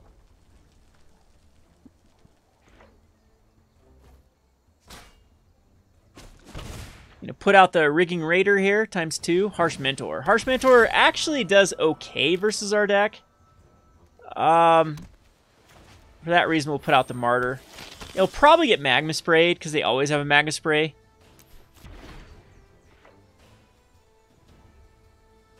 This doesn't do lands, though, right? Artifact Creature. Oh, yes, it does do land with a Legion Landing.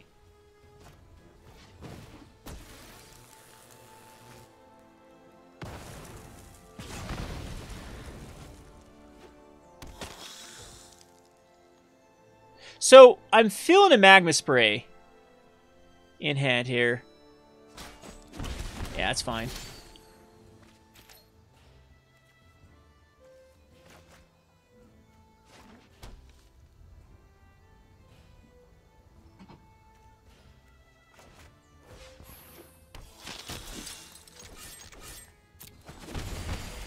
But I'll make the trade. There's got to be a Magma Spray. I don't know.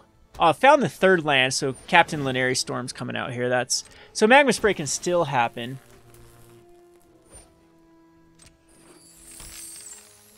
So maybe that attack wasn't the most efficient. Taking 6. Pride of Conquerors can definitely get me back up when the time comes. So do we just start attacking and erasing? If I put a Dust March and a Dodonto out, that's just 6 on the backswing, plus whatever. But then we have the Pride of Conquerors after that. If we put out 1, we're at 1, 2, 3, 4, 5, 6, 7, 8, 9. I don't want to use any of the other cards. We can use Pride on the... We can flip the Legion's Landing right here.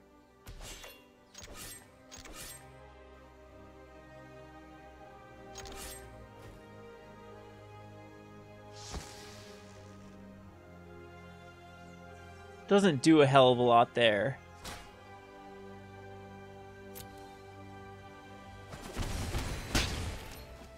But this does allow us to go Forerunner, which can set up something here.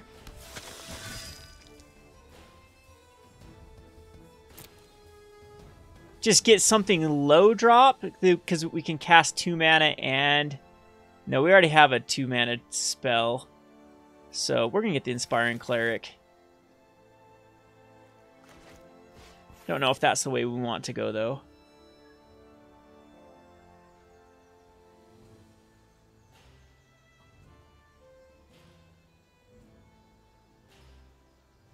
Sir Shabadooby, yep, I know. Identify as a non-binary character. That'll get you your daily.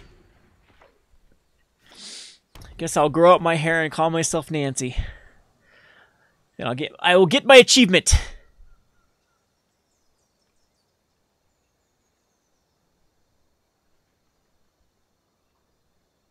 Oh, it's my turn to say combat. Ha, I was flipped over it.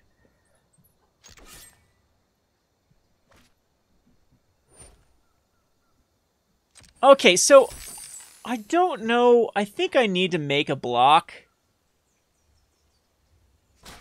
on the Captain Lunary Storm, just because I can see myself dishing off enough my opponent dishing off enough damage with the 5 here.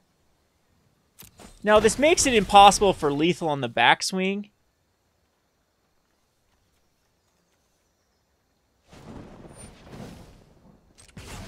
Really? My opponent can dish off 5 damage, huh? Triple lightning strike. That is crazy. So you'll lose these type of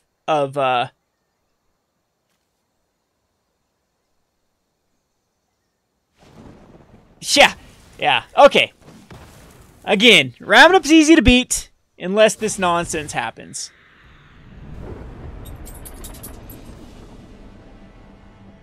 Still like my plays there.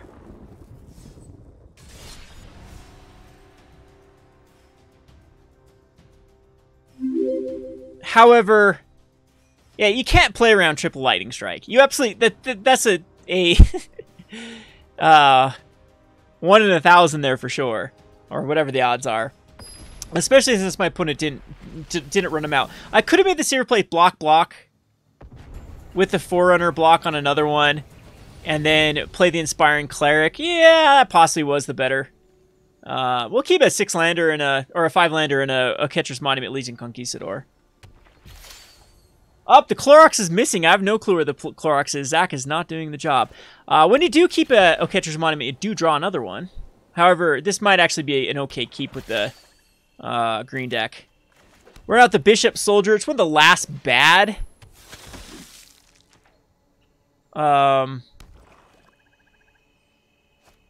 cards left in our hand. There. This is where the Doomfall is actually really good for Oketra's Monument. My opponent's going to rip out the Legion Conquistador. It's actually not that feel bad of a card.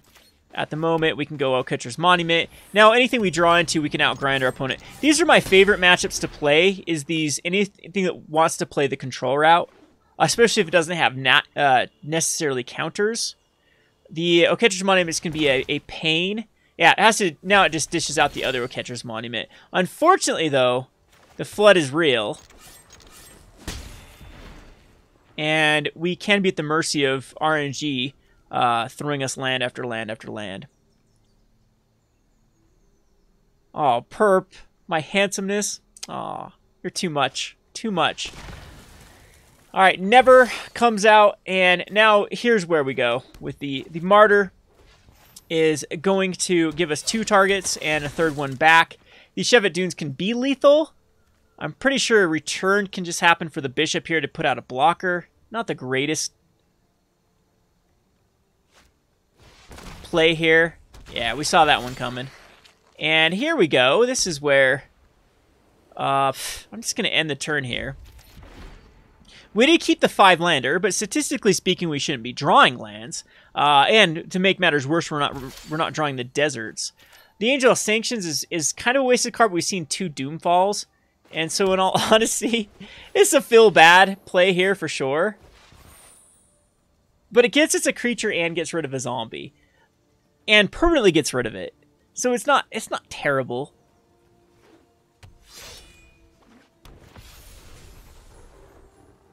I have not seen it, Perp.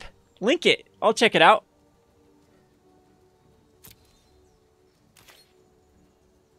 Alright, so here we can attack in. Do you know what? Green-black control does seem very well positioned as well if it's on like a explorer-type theme to it with Ravenous Chupacabra and... what's that? Journey to Eternity? I don't think that'd be too terrible of a deck. This has to be a Journey to Eternity deck. Yeah, I'm calling it. That's what it is.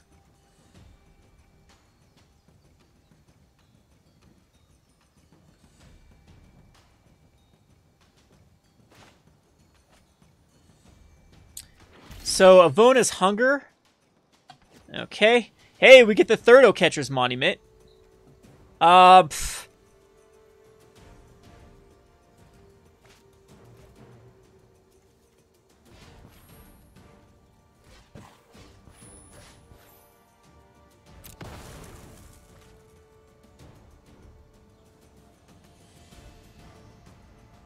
Sure, a moment of craving is going to come on. That's fine.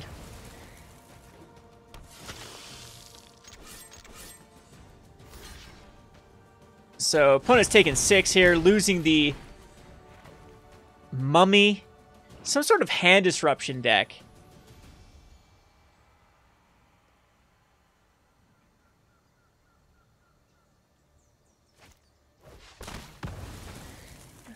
Not the greatest play again, but it's really great when we draw the lands.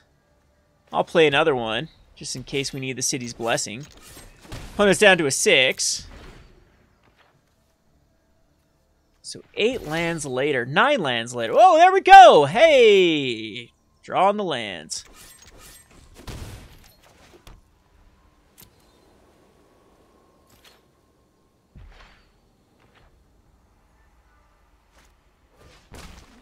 Hey, your Kitesail Freebird gets my Oketra's Monument number 3.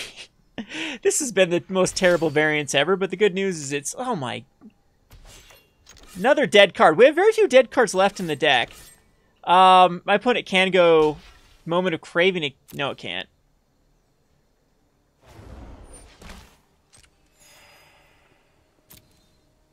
I don't care to use Pride of the Conquerors there. It's irrelevant at the moment. See if another Kitesail Freebooter. Vraska's kind of a weird card to use against the Angel, because then we just get a Vraska with the Angel. But still, this has been terrible draws. I can't think of worse draws here.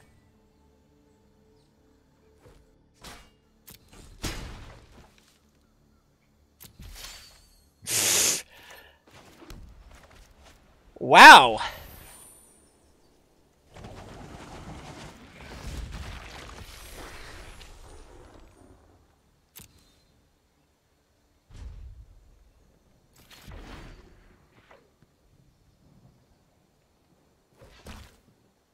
Never to return again? No, just cycling a Desert of Glorified. Hey, that'd be nice to draw my cycling lands.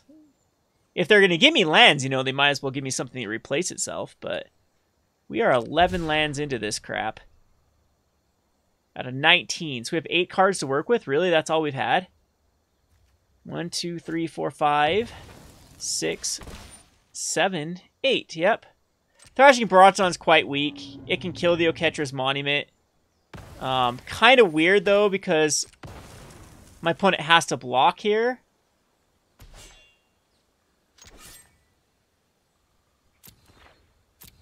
And we have the Pride of... Hey! Speak of the devil.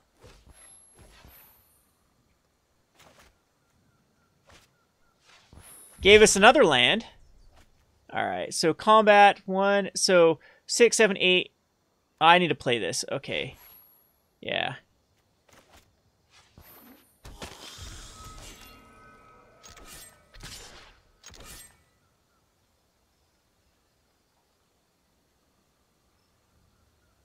So this kind of gives my opponent a damned if they do, damned if they don't scenario. There we go. So far now, when we switched over to Oketra's Monument, we've definitely won the majority of our matchups. I think we're only down 1 loss.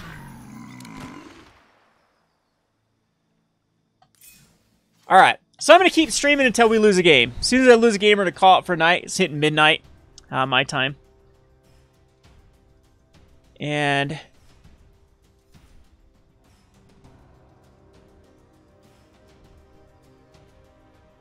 yeah.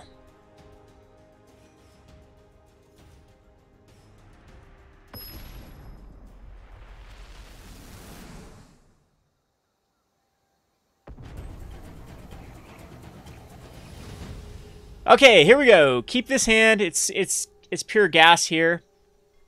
Has a lot of action.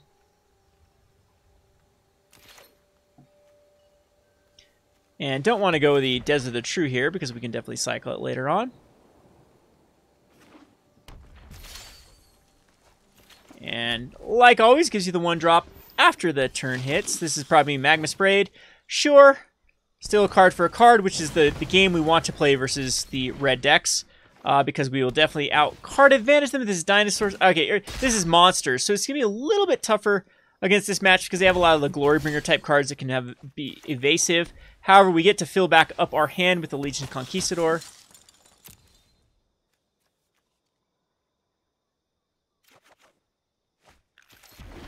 And we can block the Earthshaker Kenra. I'm feeling another Earthshaker coming down here, though.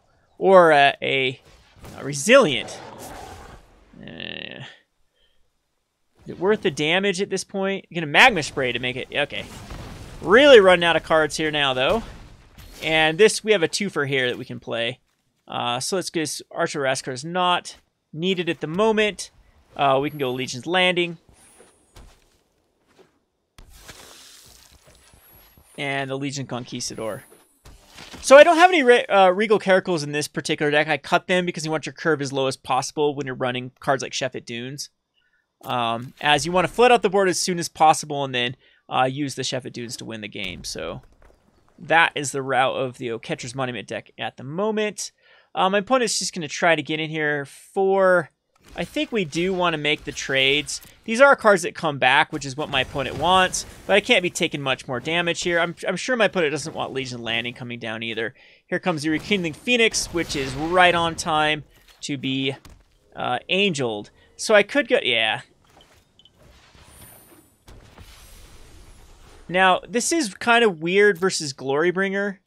This is a difficult matchup just because it keeps going over the top. However, my opponent does have to have a land and a Glorybringer in hand, which is... Or the fourth Magma Spray, huh? That's what we're into. Okay, a Struggle to Survive. Which is fine, though, because we can do it next turn. If we were to hit a land drop, we would be able to recast it. Still a twofer. Legion Conquistador just to use our mana properly.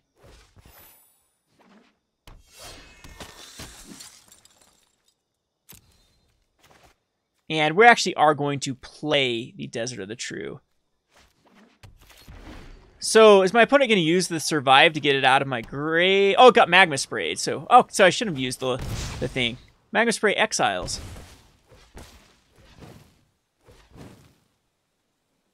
4/3 a Jadelight Ranger.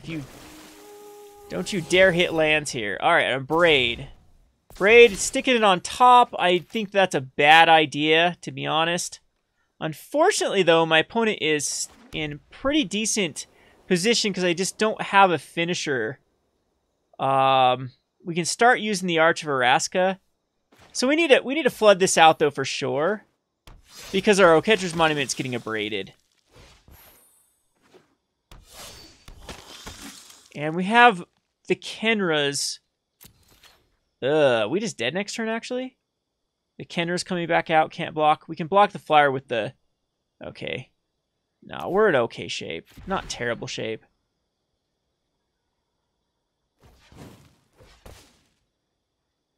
And this is the wrong play if my opponent Braid... Oh, Braid's there. Yeah, that's actually smart, actually. I thought it was going on the Oketra's Monument. Going down to 4, this leaves us in a terrible position next turn. Yeah, I'm dead. I'd need something to get out of it in the form of, yeah, either an Angel. Geez, the amount of times we don't draw the Ixalan Bindings, the Castos, and the Angels. I guess I had one Angel this turn. Because we just died a Kenra next turn, right? Is it 6 mana to get back a Kenra, though? So actually, we're still okay. I can go for a draw with the Arch of Araska.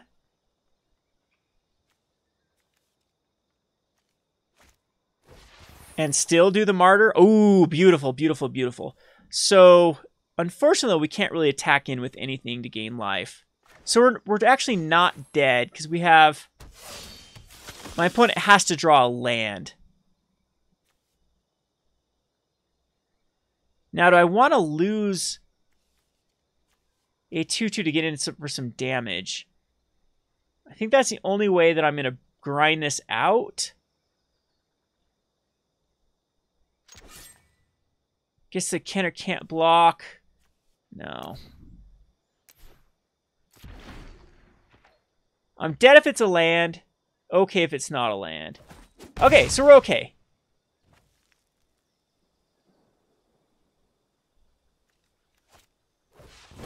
Okay, now we're not okay. I mean, it's still better though. We can get in because I have to block with the angel. We'll get back the rekindling phoenix. I mean, it was still a tough little.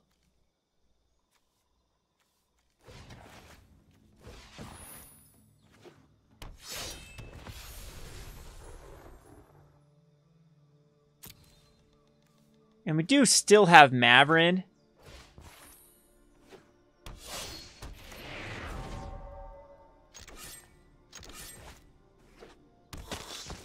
Which does, yeah, just it pumps out the Legion as well.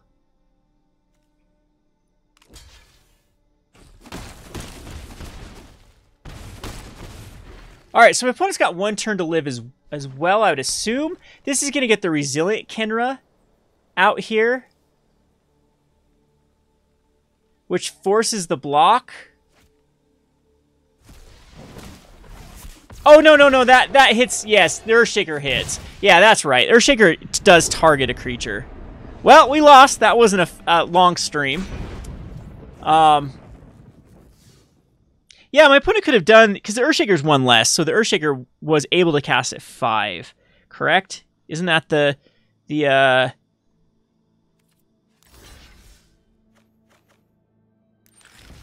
isn't that the cost of Earthshaker?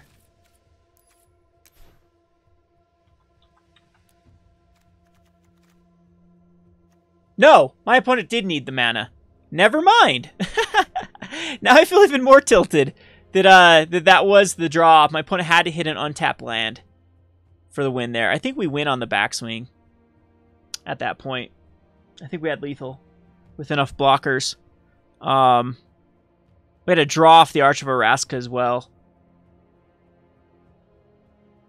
Anyway, yeah, that was some we ran into some really terrible RNG there when we were playing the Land of Werewolves deck for sure. The Oketra's Monument deck was on fire there at the end.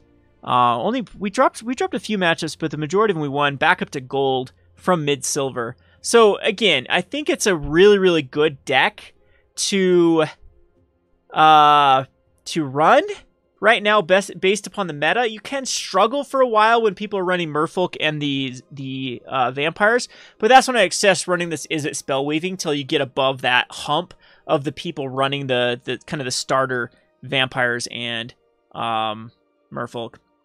Appreciate the compliment, Perp, by the way. Glad to have you here on this community as well. We got to keep the moral fagging down to a minimum in Magic the Gathering. It's getting awful lately. Oh, there goes my monetization for this. But man, it seems like they've even infiltrated the free Magic subreddit with the social justice warriors. They can't even let anyone have a corner of the internet without their no fun policy. I've just been noticing that. I talked to Fuso today on Twitter about even what happened to the subreddit for getting downvoted and just all these posts now on even free Magic about just the whininess of stuff. So you dare even question the narrative of how politicized. It's crazy with how Tim Pool did come out today and say he's done with Magic. That's a big... Tim Pool's not even that right-leaning. He has a lot of left ideologies.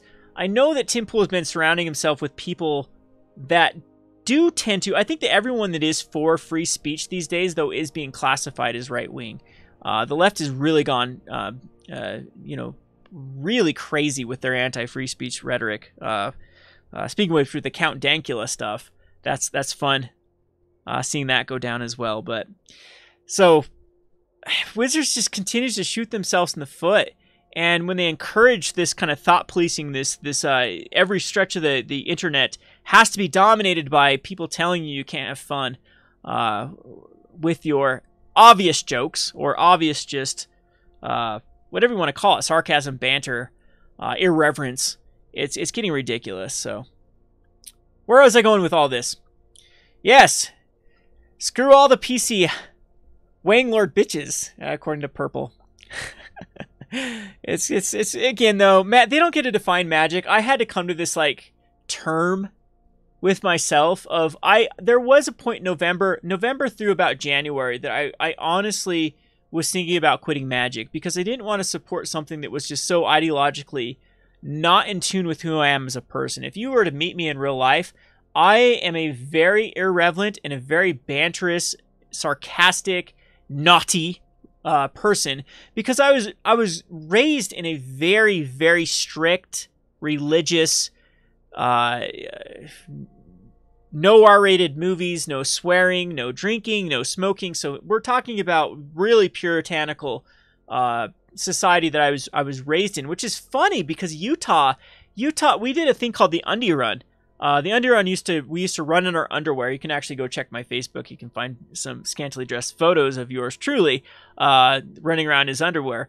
And because it was just kind of a slap in the face because of how, Mormonism in the church just was really prude. I mean, we often joke about what's called porn shoulders, because exposing your shoulders as a female in the Mormon community is considered like a bad thing, because those sexual thoughts that can happen. So when I was younger, we're talking mid 2000s, there was a protest that was organized because the Mormon church has like a stranglehold of the politics here in Utah, and they have created these really stupid alcohol rules, and this bar got shut down because they weren't properly, I think it was a movie, I think it was there was a bar that was also a theater, and you can't serve alcohol if it's an R-rated movie. You can only serve alcohol if it's a PG-13 movie, or below. But they got shut down because they were they showed a PG-13 movie that had nudity in it. So that's also against the clause of you can't serve alcohol if there's any sort of nudity. And so they got fined or shut down. So they organized this Undie Run. There was just to protest Utah having its it's undies in a wad, which is the term, which is kind of funny that it's almost like we need to now do that. We should all go run in our underwear to Wizards headquarters because Wizards has their underwear in a wad, because they're just so uptight about everything lately. Monitoring people's social media, sending their attack dogs to social media. Obviously, rewarding people like Illy on TV, who is a massive social justice warrior, and all these other streamers that have in the past been massive social justice warriors get kind of pushed to the top of Wizards promotion. Not talent, not because they make pro tours, not because they make innovative decks, not because they really add anything to community, except that they're just slapping that social justice warrior mentality down everyone's throat. So it's funny, raised in this extremely right. We're talking about a state that has never voted for a Democratic candidate ever. I think even the time when there's a very unpopular Republican candidate, and one of the Democrats, was it Jimmy Carter, that swept the nation of almost every state except Utah, because they're that against the Democrat Party. So it's funny how it's flip-flopped completely flip-flopped to where I was raised in this extreme right, extremely puritanical, extremely thought policing, extremely don't sexualize anything, don't express yourself in a naughty way whatsoever, don't you dare be sarcastic or banterous, or obviously just joking about things that are could have some sort of serious connotation behind them, because that's bad, that's wrong. And now Utah is completely relaxed. It's funny. Zach can even attest to this too, because he's from a very Mormon family as well. My parents are joking around in ways they've never joked around, because it's not taboo anymore here. But it's funny, these cities like Seattle and San Francisco and New York and all these extreme left ones it's very taboo now to approach anything in a joking or banterous level. So, man, wow, you've really got me ranting now with just what happens when Purple comes in my stream and starts talking about respect the rogues. Yep, Utah's very right-leaning, extremely right-leaning, especially the community I'm in. You talk about, my dad got thrown out of town because he didn't want a power plant in Utah, which was the biggest, in my little community, we live in what's called it's a high elevation bowl. It's the worst place in the world to put anything that would pollute the air. And the worst thing about it is this power plant would not generate any jobs, nor was it a big economic boon to our area. It was literally California trying to find the most gullible, retarded people on the face of the planet and stick a power plant that no one wants. And that was Richfield, Utah, because everyone's so conservative here. Everyone's so right-leaning that they don't want to even be accused of being a tree hugger. So put all those power plants up here. Put all the things that pollute the air in and, you know, destroy the environment here in Utah because we're conservative. Yeah. So, yeah, that's the area that I grew up in. So, anyway. It's been fun. Been a fun stream. You can get me ranting sometime. Eventually, I'll start another channel where I can completely go off the hinge and rant about things. But I don't fear repercussion from Wizards anymore. I have no sponsorships. They're all down the tube. The people that have stuck with me have, you know, stuck with me through worse things I've said no matter what. I know I could go down at this point. And there needs to be more people speaking up against it because the current people that are working at Wizards of the Coast do not own Magic. Like Magic was a thing that was created by people that no longer even exist in the corporate structure, and eventually I think we'll take it back. Some funny things on Twitter with Kanye. If you really want to have some fun, go read what Kanye has been tweeting about. It's got everyone up in arms. So the culture is shifting, the culture is changing. And I think Magic will change as well. And we can be back to actually having fun and not having to worry about watching what we say or especially on our social media or what ideologies we might believe in or whatnot. Anyway, I've had some fun times. And we'll see y'all tomorrow if there actually is an update. I'll try to stream more. I don't think I'll play Commander or Store tomorrow. So be looking forward to that. I'm having fun with Arena. I think it's more of a relaxed way to stream rather than MTGO. But if you do want the MTGO content, we'll be back to brewing. I'm going to try to talking about sticks up my ass or pennies in a wad. I'm going to try to get away from the I have to win mentality and start building the wacky brews again and trying to interact more with the fans. Been fun. I'll see y'all tomorrow.